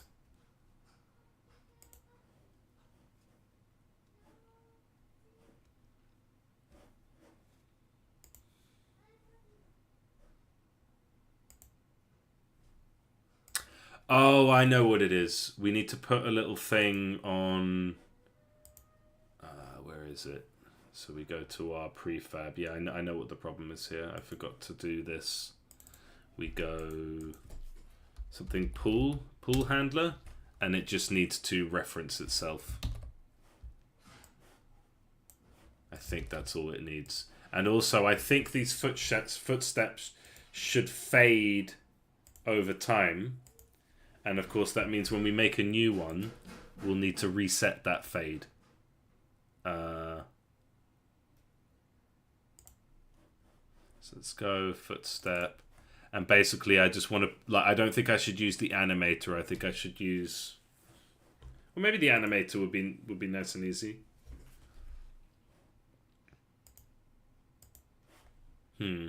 Or a bit of code that just makes it fade out slowly. So we'll just call this footstep. Yeah, we'll just call the script footstep. Put it in our nice neat folder. And we'll say, I just feel like this might be a bit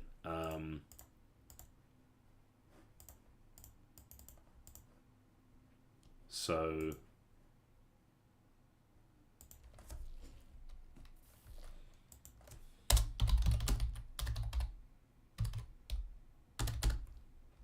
let's say 4.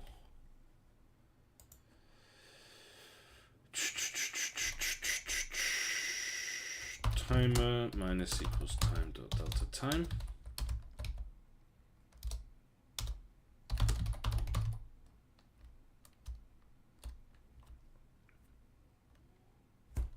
We need to store the sprite renderer.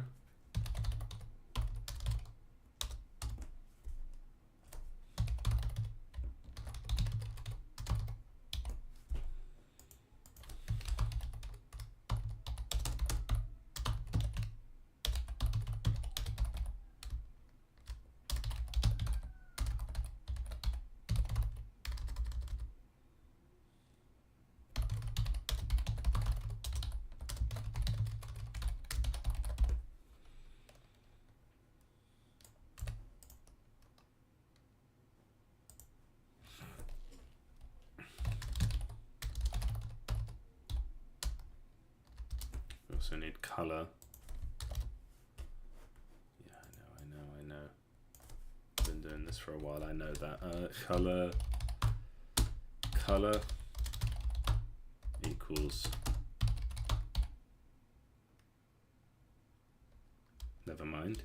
Let's just make it color.white. And then when we start,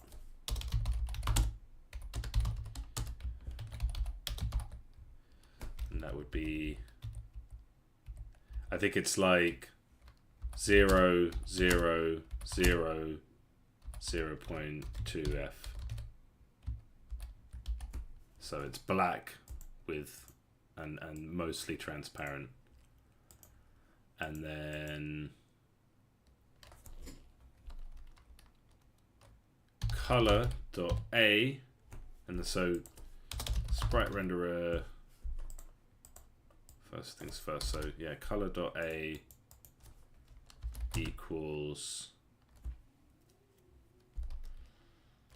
timer something something 0.2f equals, or do we just go color.a minus equals time.delta time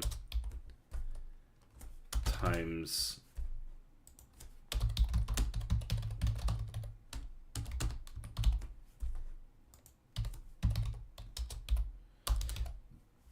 let's just make that 0.2. See what happens. Just to be like a quarter, 0.25 I think would make it 4 seconds to fade. So we don't need to timer. So color.a minus equals time.delta time times fade speed. And then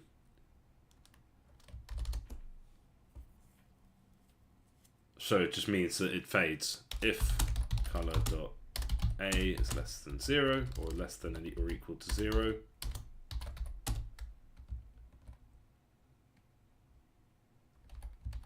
Then return to pool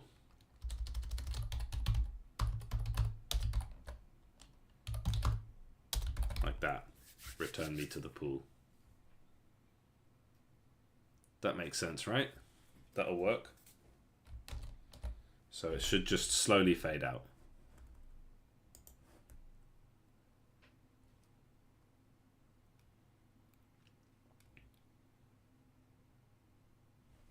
Okay. And then something we need to do is... let's just do start, no, on enable. So that works for start as well. It just means every time we turn it on. And then what I hope is that, like, if we return, so like when we switch one on, that's what get active pool does. Get pulled object does. It switches it on.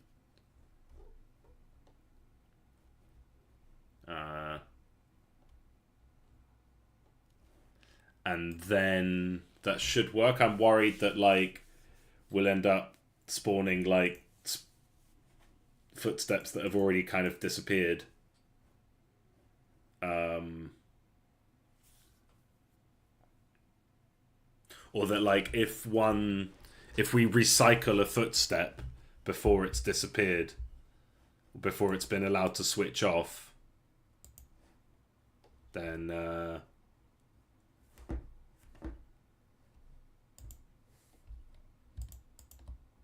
okay, hopefully that's all set up, but we'll see. We'll see pretty quickly if it's not correct. Let's give it a try. So this would be a nice thing to round off. I mean, we did a play, and actually the mad thing is that not only did we not have too many bugs, but I actually had fun. So we are really getting there.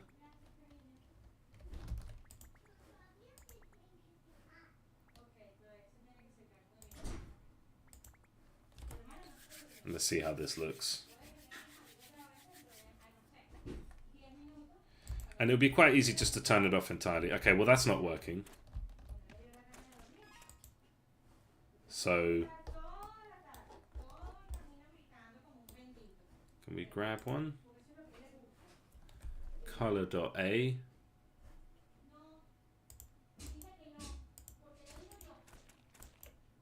This one.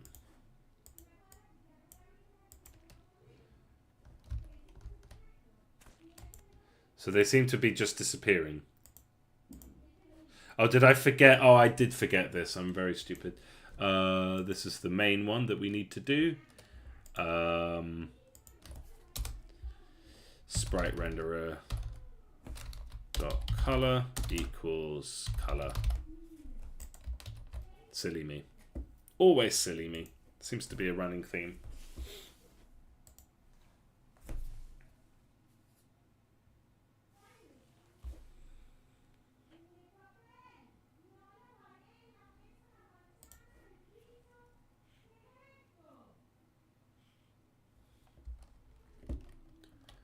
I mean, yeah, I think this is an improvement. I think this is worthwhile. Maybe the guy who suggested it, who's been a very good friend of the channel, I think. Not for long, but, you know, he's been very kind watching the videos and making very useful feedback. Okay, there we go. They suggested it, and I think it was a good suggestion. It kind of adds a little bit of something, but I think he might have meant to have them last a bit longer. I feel like it looks pretty good. So we can go, we can reduce the fade speed.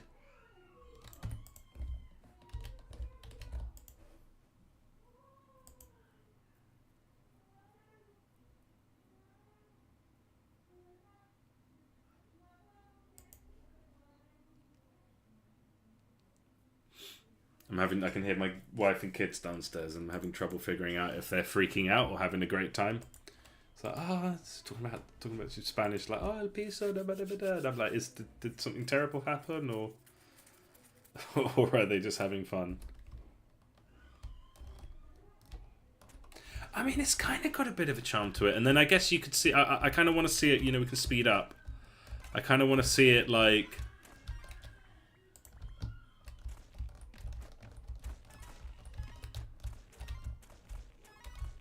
I mean, I think it's the kind of thing that really, along with these like cloud shadows and everything, it's the kind of thing that sets it aside from Survivor Slop that we see a lot of.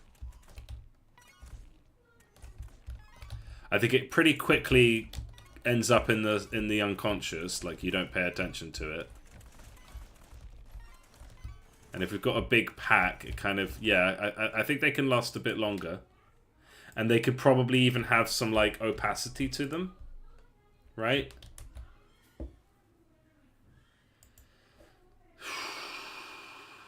As in, sorry, like not opacity. What I mean is like a feathered edge.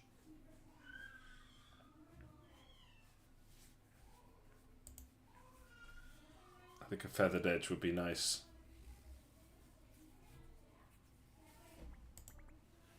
It's a bit tricky to do with like the current pixel setup that I have.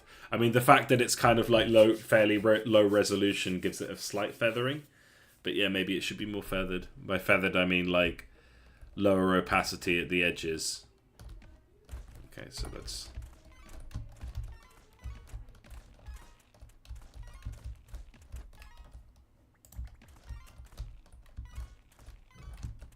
Or is that just weird and distracting? I mean, it gives some weight. It kind of further tells you where you are.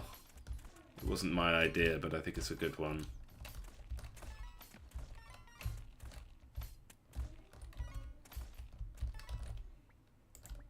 Let's pick all the units because I just want to see what it's like when we got loads of units using these.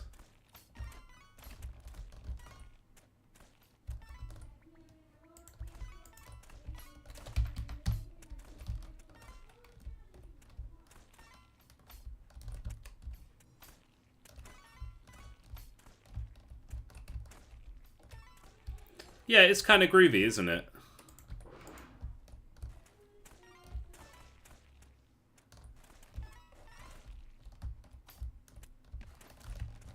Well, we'll see what Bone Circuit thinks when he sees it. Maybe he'll be like, no, that's not what I meant at all. Try doing this. But it kind of does give the army a bit of weight. I would like to feather it. Oh, and also, yeah, they fade while it's paused. I think they probably shouldn't fade while it's paused.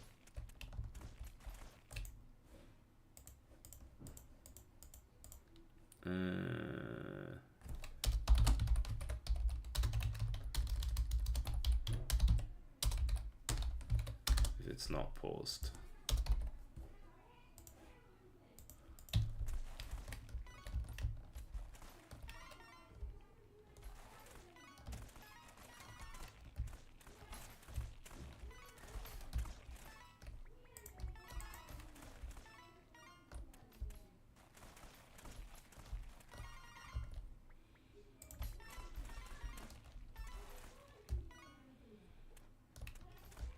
Yeah, it's quite nice. It does add a little bit of weight, and it kind of like messes with the grass color a bit, gives it a bit more texture. I think feathered might be nice, but I don't really have, because basically with pixels you can't do like invisible pixels. The alternative would be that, and we can try this. Like the way so you see the way I do feathered shadow for the tree, it's actually just two shadows layered on. So let's. But then that would be that means that like another sprite render for each one. So what would be better is if I could make some kind of alpha shape that has a feathered edge. That will probably require me to open Photoshop, unless Unity has a sprite like this already. So let's have a look.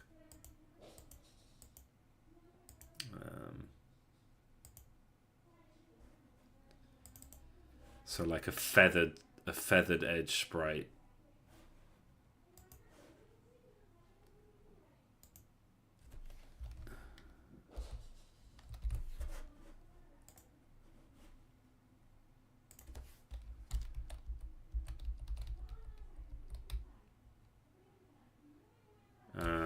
Yeah, that's going to be rough to find, but like, yeah, so all the UI ones are at the bottom.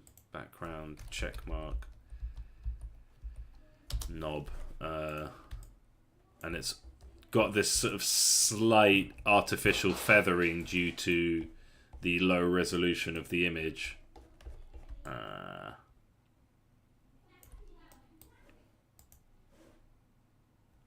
no settings here for it.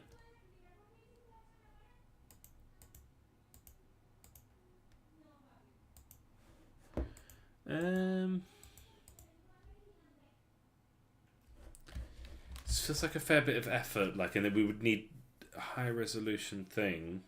I can't export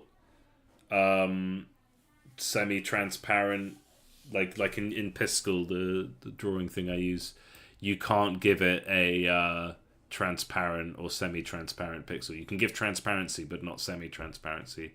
There's no alpha 0.5 or anything.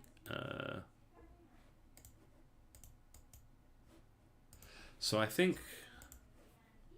So yeah, I'll just put this as a random note. Feather footstep edges. Because it would require me to import like a higher resolution image. Am I just being lazy that I don't want to... I don't want to go into Photoshop to make a feathered circle just for this.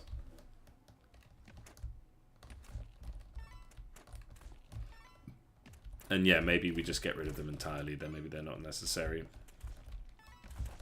I'm gonna call that done for now. We've got a little list of things. Can I find some quick ones, quick and dirty ones? So, what is the? I think this is going to be in weapons. It's where we keep some of these buffs. It's a massive script because we've got lots of weapons in this game. Yeah, here we go. Wait a sec. What is that sprite using? Why is views just opened? I don't want views open.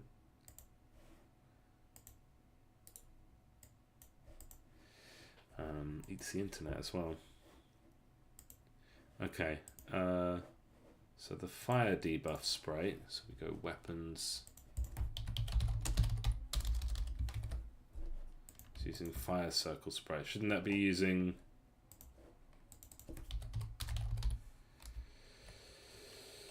Yeah, fireball sprite.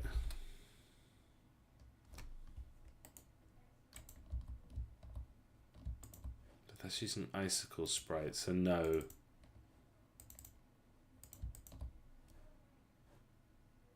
Okay, yeah, we've got them there, so it should be using...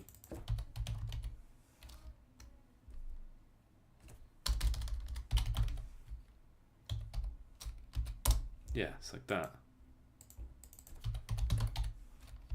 So I probably set that up there, but then didn't tie it in properly here. So then we should have that on the menu.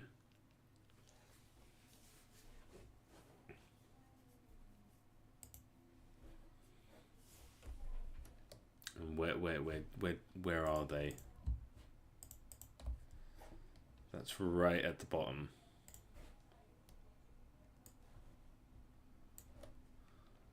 Fire buff sprite.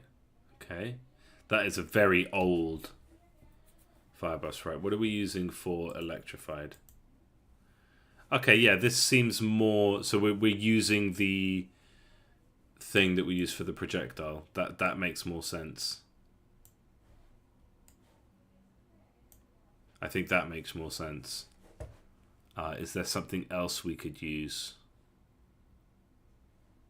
I think I'm going to delete this because we don't need it anymore. Don't we need it anymore? Yeah, we don't need it anymore, but I'm not going to delete it. We'll see. Is there another thing I could be using? I mean, we could be using the talent. There are some in artifacts. Isn't it artifact outcomes? Is that an old one? Artifacts.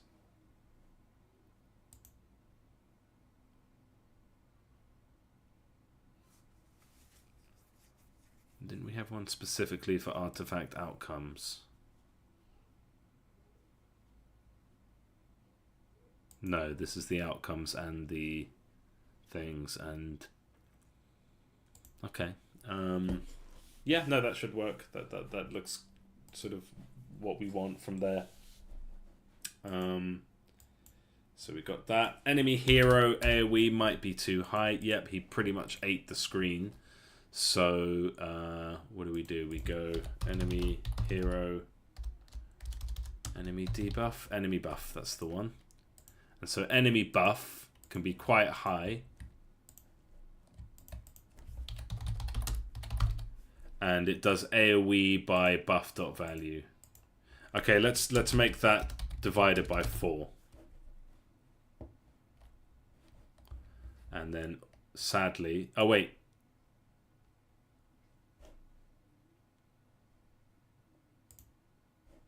No, hold on. Do we have T2 enemy buff? We do have T2 enemy buff. Okay. But which is the one? A boss buff.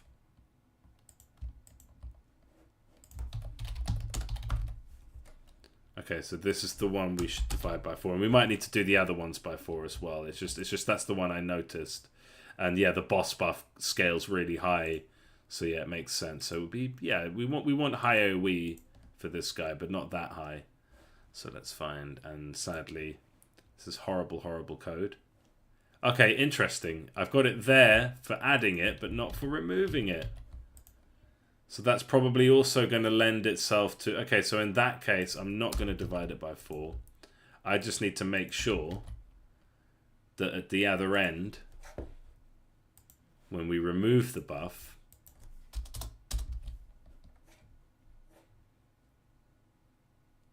that we are... Yeah, so max HP, divide equals... Okay, that's all fine. And this needs to be... divide equals and divide equals to bring it back to what it was before. And I had just forgotten to sort that out for the debuff on the way out, for the losing the buff. So it's possible that he got that buff twice, basically, because it didn't get removed after he first died. So that's probably what happened there. Get random weapon shouldn't give a weapon that the hero already has, which is tricky because get random weapon was made to be... like it doesn't take into account. Where do we have its upgrades?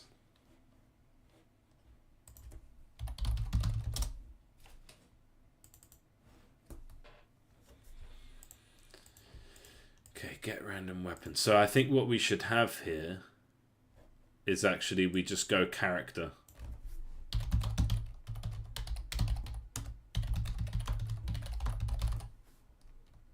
Okay.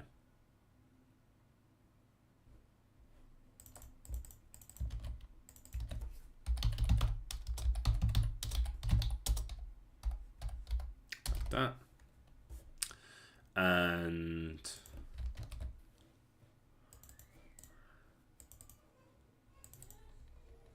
yeah, we just need get random weapon.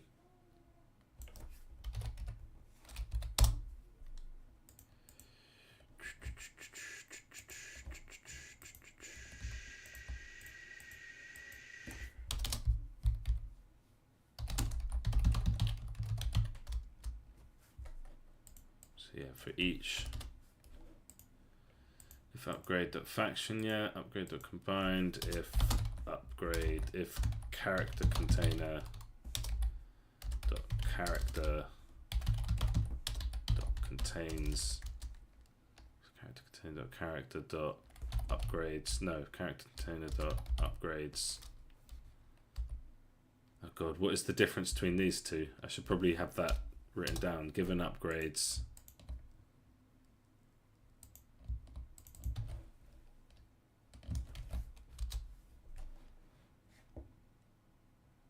Okay.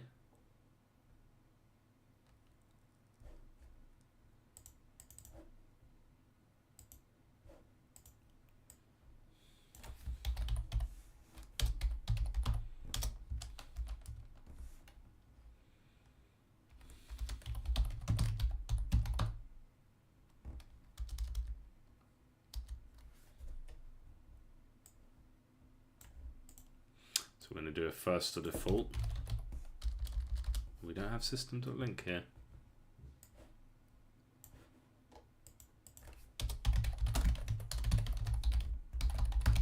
So we want to check here. It's a massive script. We want to check here. First default. I.names is equal to upgrade.names.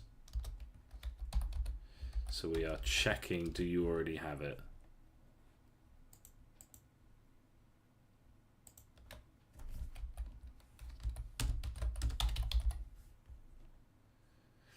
And we want to say that if it is null, then do all of this. So we are saying if you already have this upgrade, so we search through the character's upgrades, if you have it, then that's not an option for you. That should do that. Okay.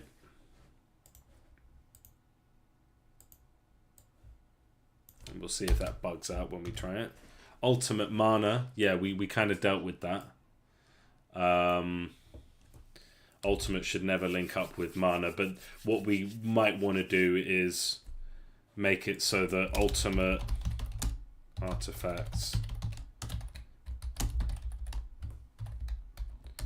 should have a multiplied effect, which might mean that we just have to write a dodgy exception. But yeah, feather footstep edges, that's something I can do.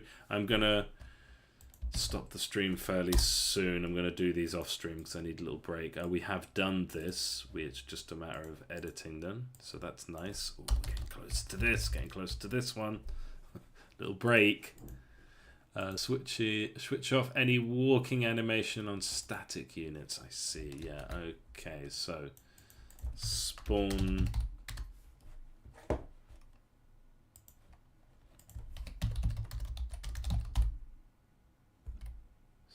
Character, and then where do we have anywhere that we're actually like, because the thing is, I think, yeah, okay, if there it is, if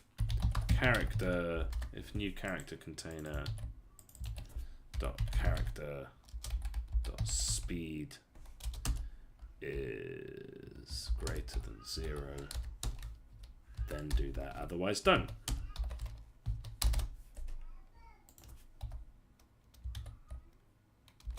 That should do that. We just set them walking to true at the beginning because we want, I think it just works well.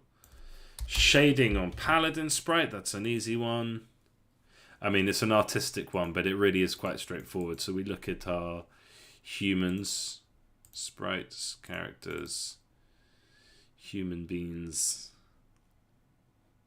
vestigial name, and we go down to find our paladin. Why is that one? The shade on the hat is only on the top one. I didn't really notice that while playing, but yeah, here we have paladin. Just is lacking a bit of shading. Is that just me? Is that actually fine?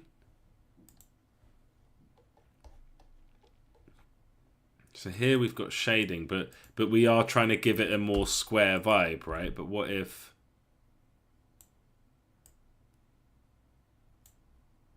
just a little bit soft? Let's fill that in. Get a sense of it. I think that is an improvement. I think that is an improvement. And then just a much thinner on the other side.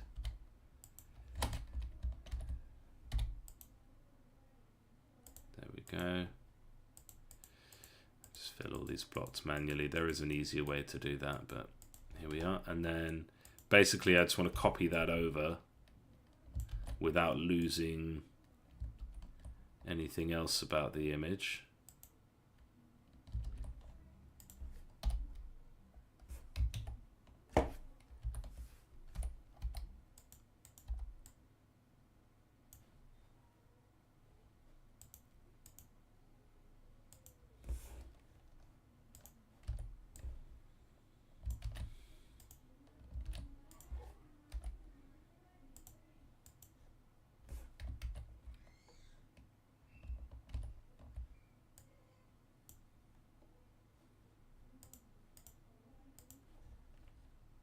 I think that is an improvement, so I'm glad I did this. Nice and easy one.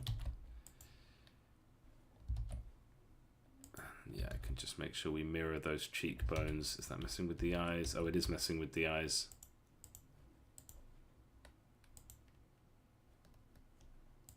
So I'll just do it quart by quart. So I'll have to do 2. Can I just fix that manually?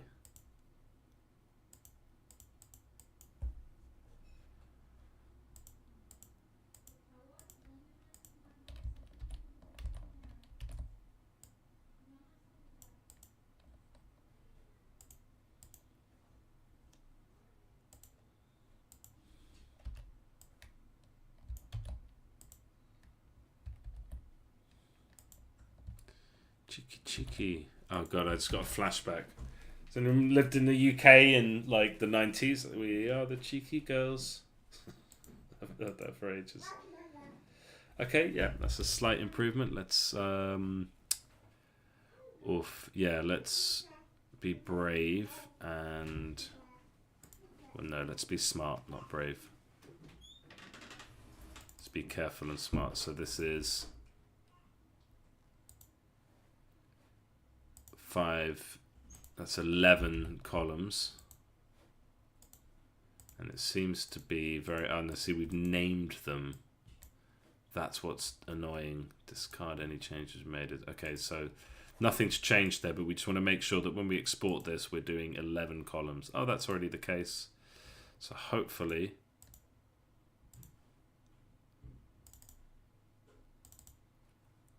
by just overwriting over human beings,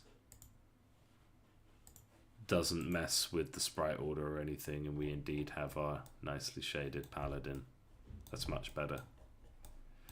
I wonder if the shield bearer could have the same kind of treatment, just have a little bit of shading there, although it hasn't stood out to me, but maybe it will. Shield bearer. Shield bearer, where are you? So how would that look? We would have our shade color, and we would just kind of bring it in sooner.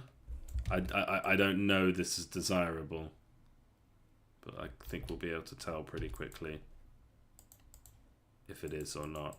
Is that better? Is that better?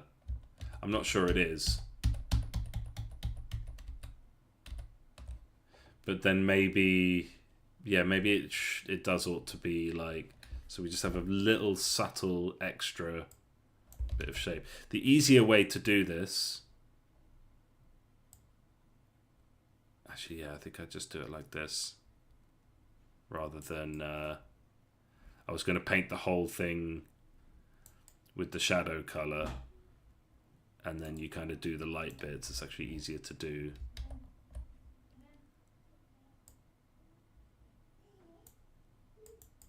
Use the line tool here.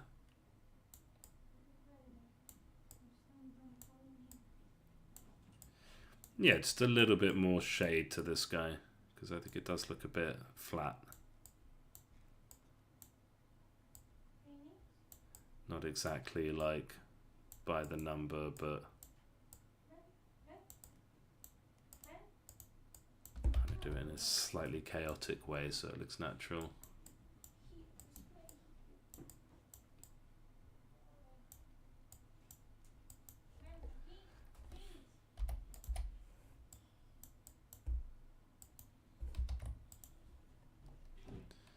And I think that is a slight improvement. And I think with this guy,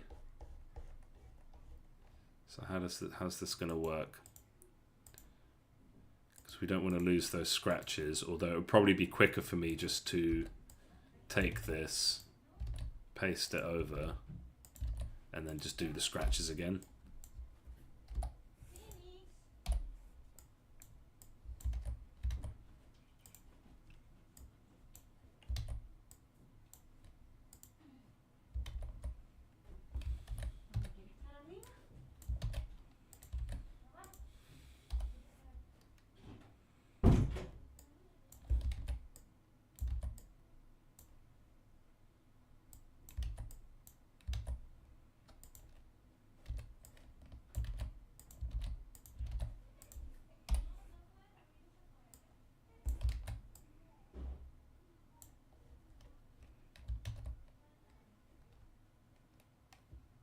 Yeah.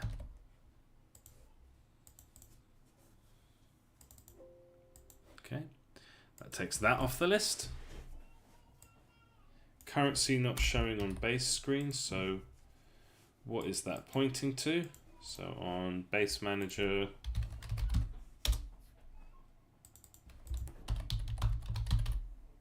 currency image,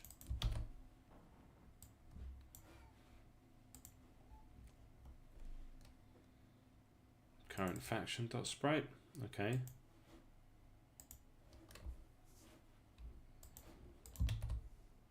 So for looking at faction sprites. Are they set up? Yeah.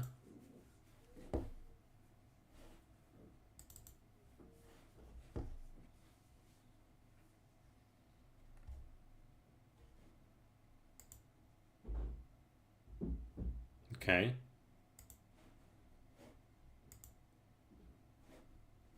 So what's the problem then?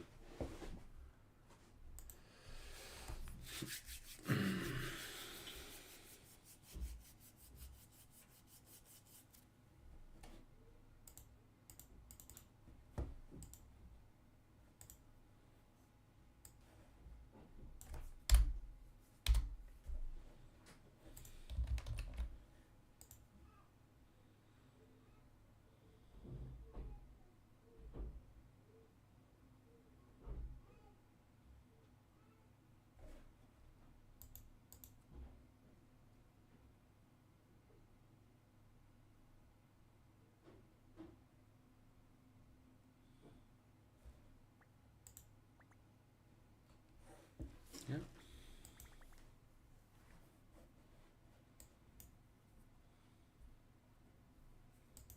Okay, computer is running slow. Guess that new RAM is reaching its limits maybe. I think it's probably just like the computer's catching up.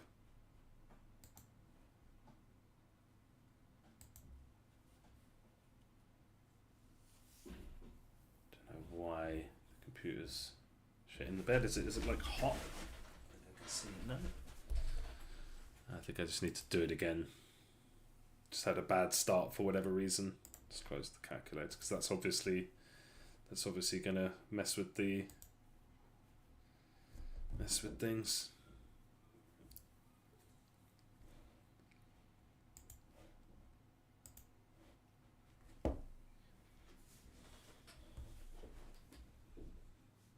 Yeah, I don't know why this is suddenly taking longer.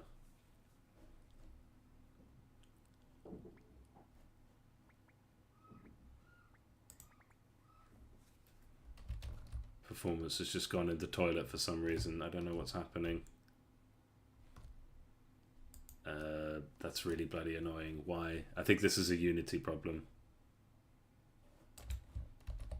So if I just give it a minute,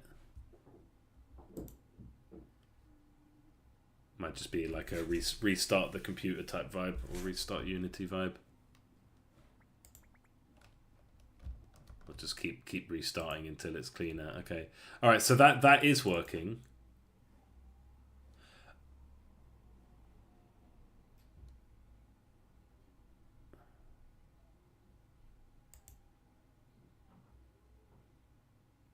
Okay.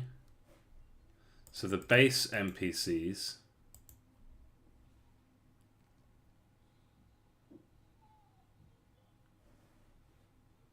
need to be told that they're in the base.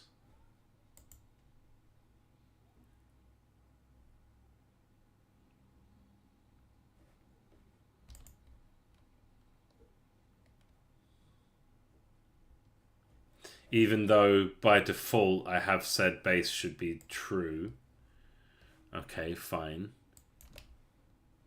So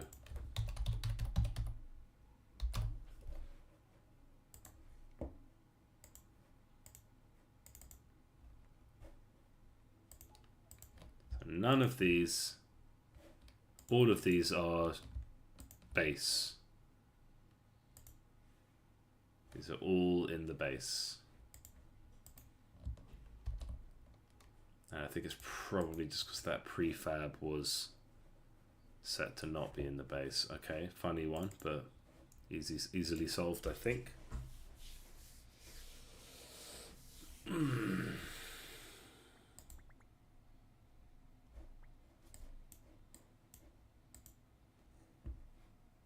Okay, yeah, problem solved. And it's showing the correct thing. Is it something? Like, I don't know why, why that wasn't showing properly before. And also, I feel like the size is a bit off, but we're not really focusing on UI right now. But if we were, Well, I guess we are. I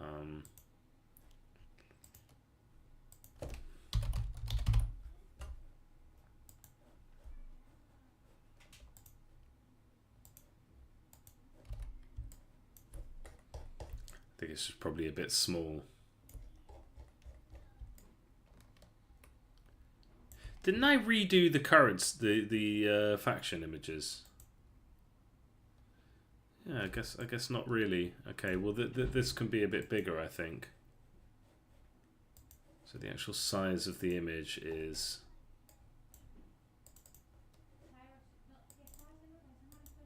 Yeah, it's like misaligned. So let's just jump into that scene. Bases.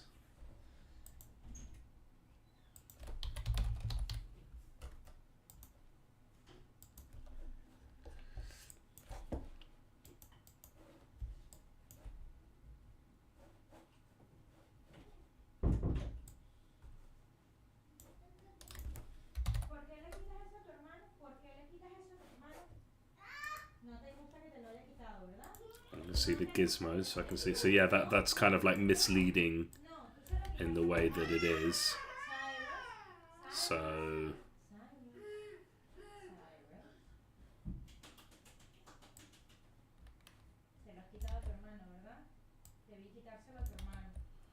huh. Why has that 0 got so much space above it? So if I just kind of like have these aligned. Is aligned. That should be nicer.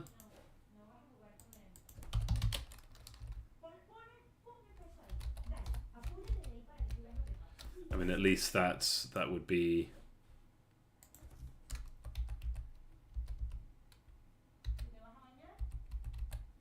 Yeah, okay, and then I think it can just be a bit bigger.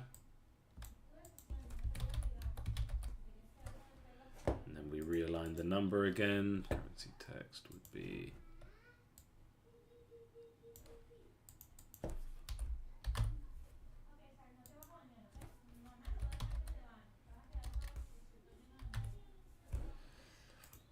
Oh, what did I just close?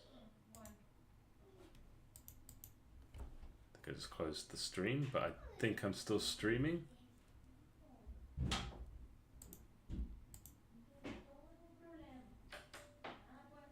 Yeah, I think I'm still streaming. I just lost my window that was looking at it. Alright, yeah, that's a bit nicer. It's a minor issue, but, you know, nice to have that right. Yeah, I mean, and if we're getting to like little things on the list like that, then you know we're in a good spot. Okay, feather footstep edges. So I just need to jump into Photoshop and make a little circle with a feathered edge. And then the ultimate artifacts thing is like, yeah, if it's ultimate,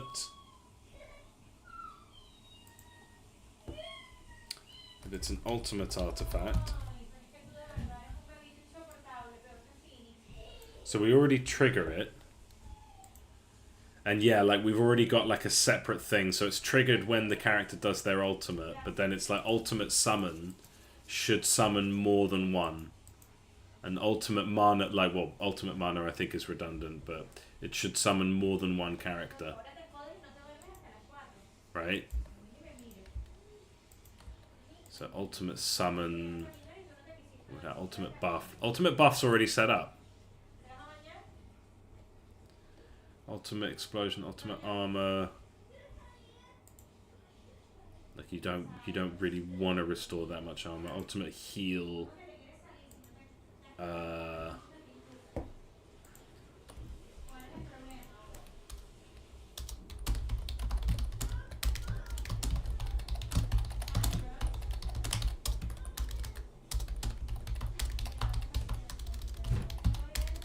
ultimate heal should heal full. So I don't know. So if outcome, yeah. So we just have like this bit here. So we say if it's ultimate, then kind of multiply the effect. And we also need to make that clear in the text. So in this case, we just do it. Let's just do it again. Just scrappily paste it a bunch of times. I think it's a bit easier and not much different than a while loop. And then heal again.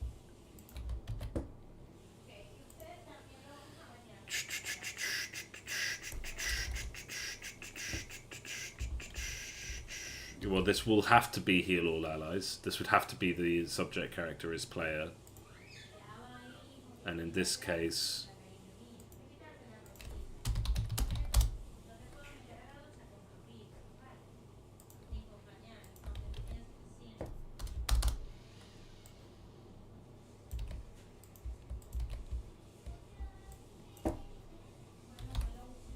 like at least 50. And then in the description... Oh, you know what? I can delete this now. I can delete this big wall of commented out text because I made a backup. Next time I make a project, I'm going to learn how to use GitHub, so I don't have to worry about backup so much. Right, so... yeah, so we make the... Where do we make the...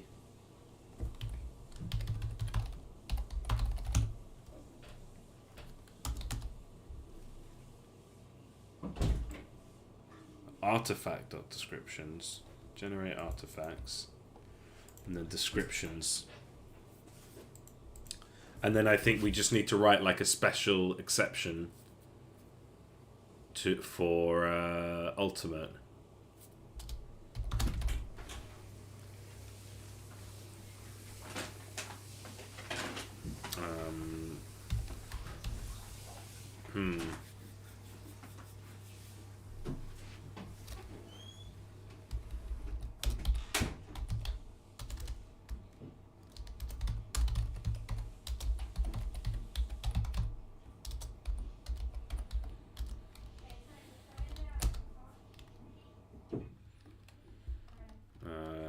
Ultimate names. So just check that it's ultimate. Probably actually doesn't need to check the name. It could probably just reference the thing itself, but I just always just do it by name. Reduces means I don't have to think about it so much. I just, yeah, if it's the name, it's just always going to be okay. So the way we make a description for an artifact is we get the proc description, comma, the chance to, and then outcome description. And if it's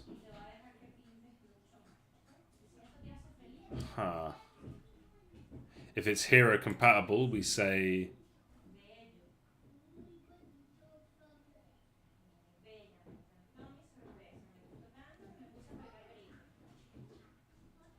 wait, have I just got that twice? So yeah, this is the same.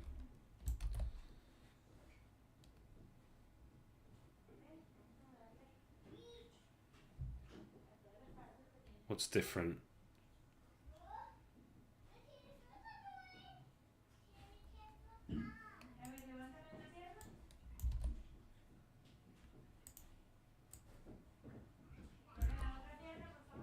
What's the difference between the chance to outcome.hero outcome?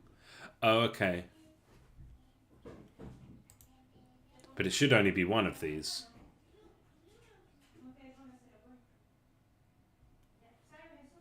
So I think I've got to delete that. And then... so then the chance would be... yeah, so outcome, hero outcome, like heal all by a certain amount. All of the ultimate ones are hero compatible. In fact, only the hero can do them. But we're already getting into a bit of spaghetti with stuff like that. But if it is ultimate,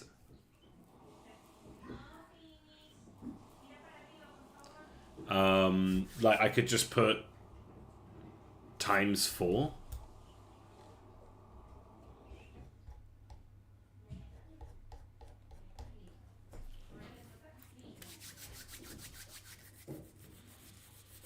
Hero outcome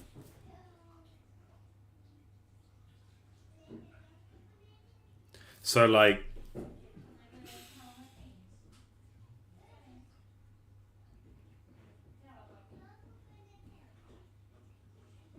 I mean, it's almost like we should have a hero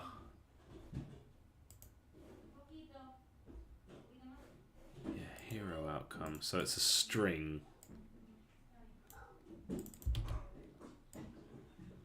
And we ask about it. Yeah, because hero outcome would be something like hero buffs all allies.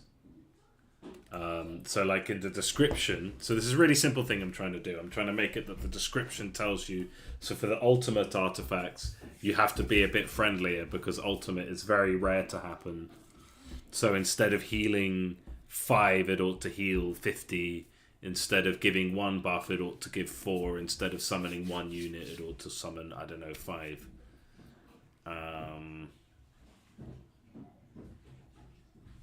So should I... And I've hacked it out by just writing an exception where we do the effect. We just say, was it ultimate? Then do it 3 more times, you know? If it's ultimate, then heal more. So should I hack that out? Or should I just make more outcomes? So like you would have ultimate buff. Right? So it would be like this. Ultimate buff.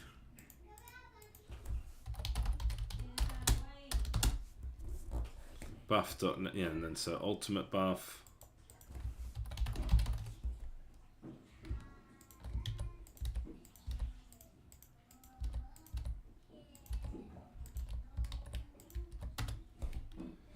Gain cast 4 random buffs. And the hero outcome is not, there is no hero outcome.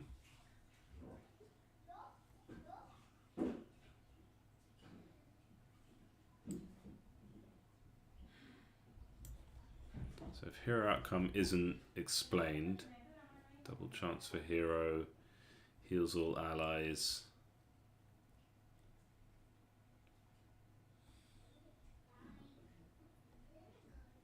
Okay, they all have a hero outcome.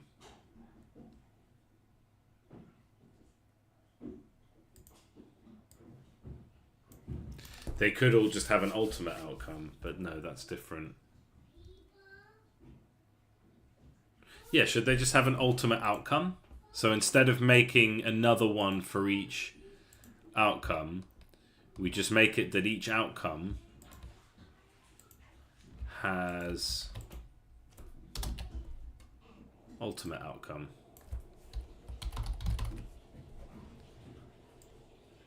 And then so when we make a buff, summon the ultimate outcome equals, and it would have to be like this.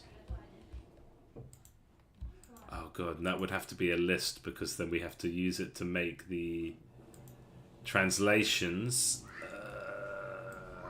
Let me just write that down. Translations.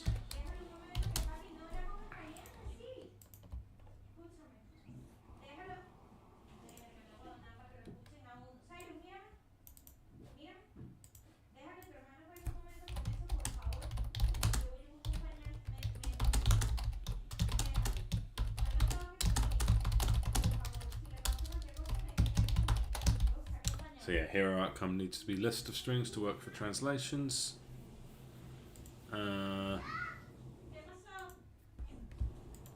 And then ultimate outcome, it's like if the ultimate outcome is not NA, then we just override it. So ultimate outcome equals. So let's just do that now. Yeah, let's make this a list.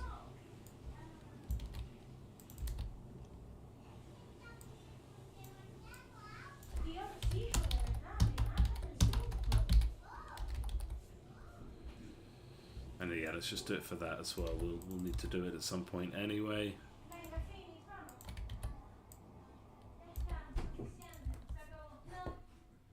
And then that should create an error anywhere that we would expect it to, like anywhere that we would need to change something. So it'll be easy to find. So summon.heroOutcome. Let's just do new list string, open bracket. And that should just work like that. And then summon dot ultimate outcome.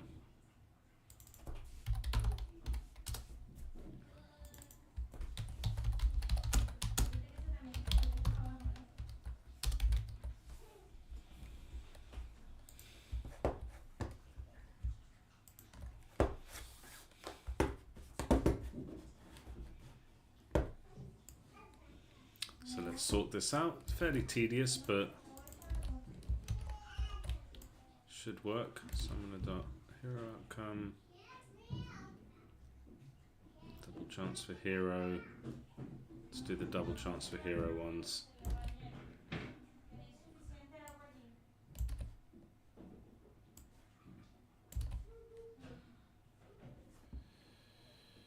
Okay, we're not doing ultimate buff like that. Okay. So we need to get this structure. Hero outcome equals like that, pretty simple.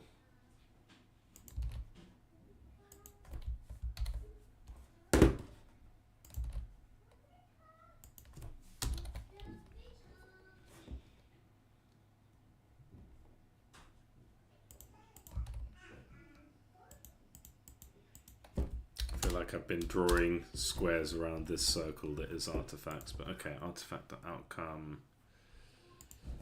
Here outcome 0 is equal to that, then yeah, that works. And then we just need to make sure we add ultimate outcomes for each of these. So ultimate summoner, I guess, would just be 100% chance.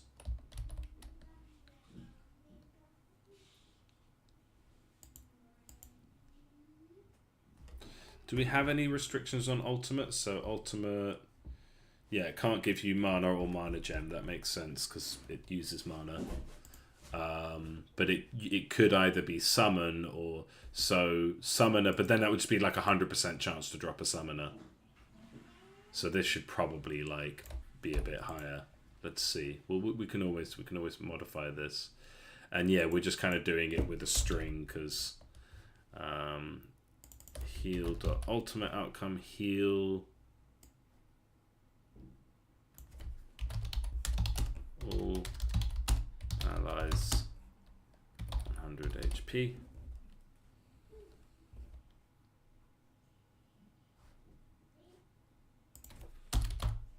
And then basically if there is an ultimate outcome, then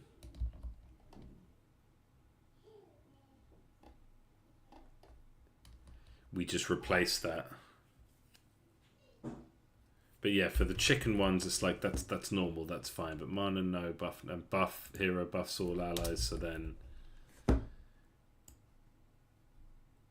hero buff all allies 4 times.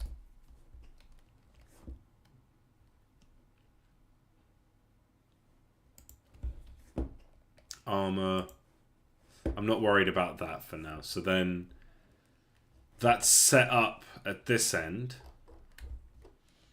And yeah, we have to kind of spaghettify it a bit, but it works. And then when it comes to the description, we basically just need to replace it. If there is an ultimate description, then we just need to replace it, basically.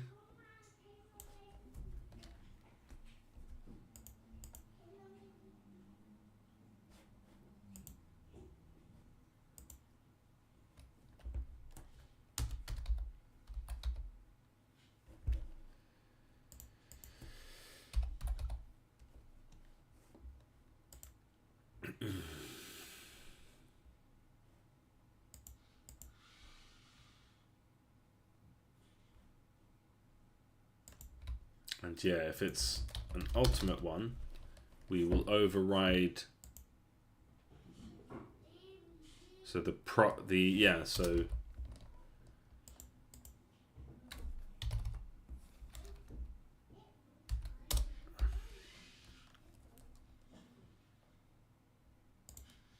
and we'll have to do an if statement so we don't so only one of these can happen.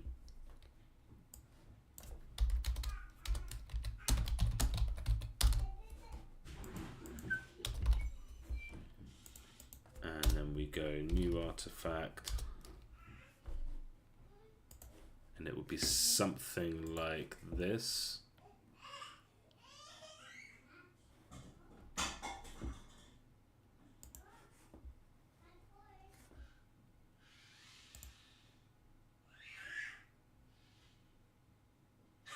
Wait, what's the...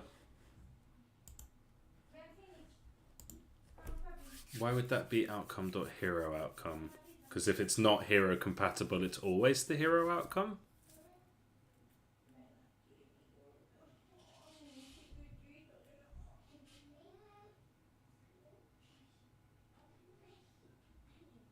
I'm not going to question that. I think that must be why I did it like that. I can't remember why. But in this case, it would be new artifact. Yeah, it's basically the same. New artifact of descriptions.add. And it would be the proc description. So on ultimate. And I guess we remove the chance. So we just go straight to...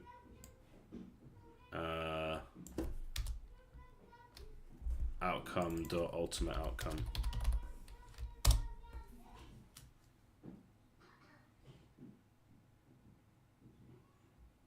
And I'm going to assume that that works. And we'll see very quickly if it doesn't.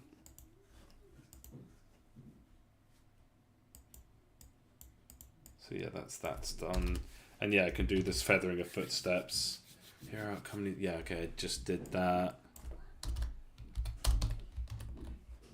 We don't need to save as. And hide little chunks of loading in the level up screen. That's going to be a tricky one. Let me see. Let's have a look at that. Because basically, so the old way was that every 5 minutes we do a little loading screen to load in the new enemies, so that they can all come in nicely using object pooling instead of being instantiated, and that causes a little loading screen. The alternative was what I did was like try to hide it in the dialogue. So like every 4 minutes the enemy hero shows up, says something, the dialogue screen pops open, and I was trying to hide it all in there, but it didn't work. So what I would like to do to solve that would be to basically try and get little nuggets of loading every time you level up. So it's like that's going to be quite tricky to do, but I think it will be worthwhile. It'll, like, the alternative is just the loading screens, and that's not too bad, to be honest. Like, you pick your artifact, you load for like 3 seconds, 5 second loading screen, and then you carry on. But wouldn't it be nice if but yeah, it's going to be tricky to do. Wouldn't it be nice if the loading was just completely seamless, or at least well hidden?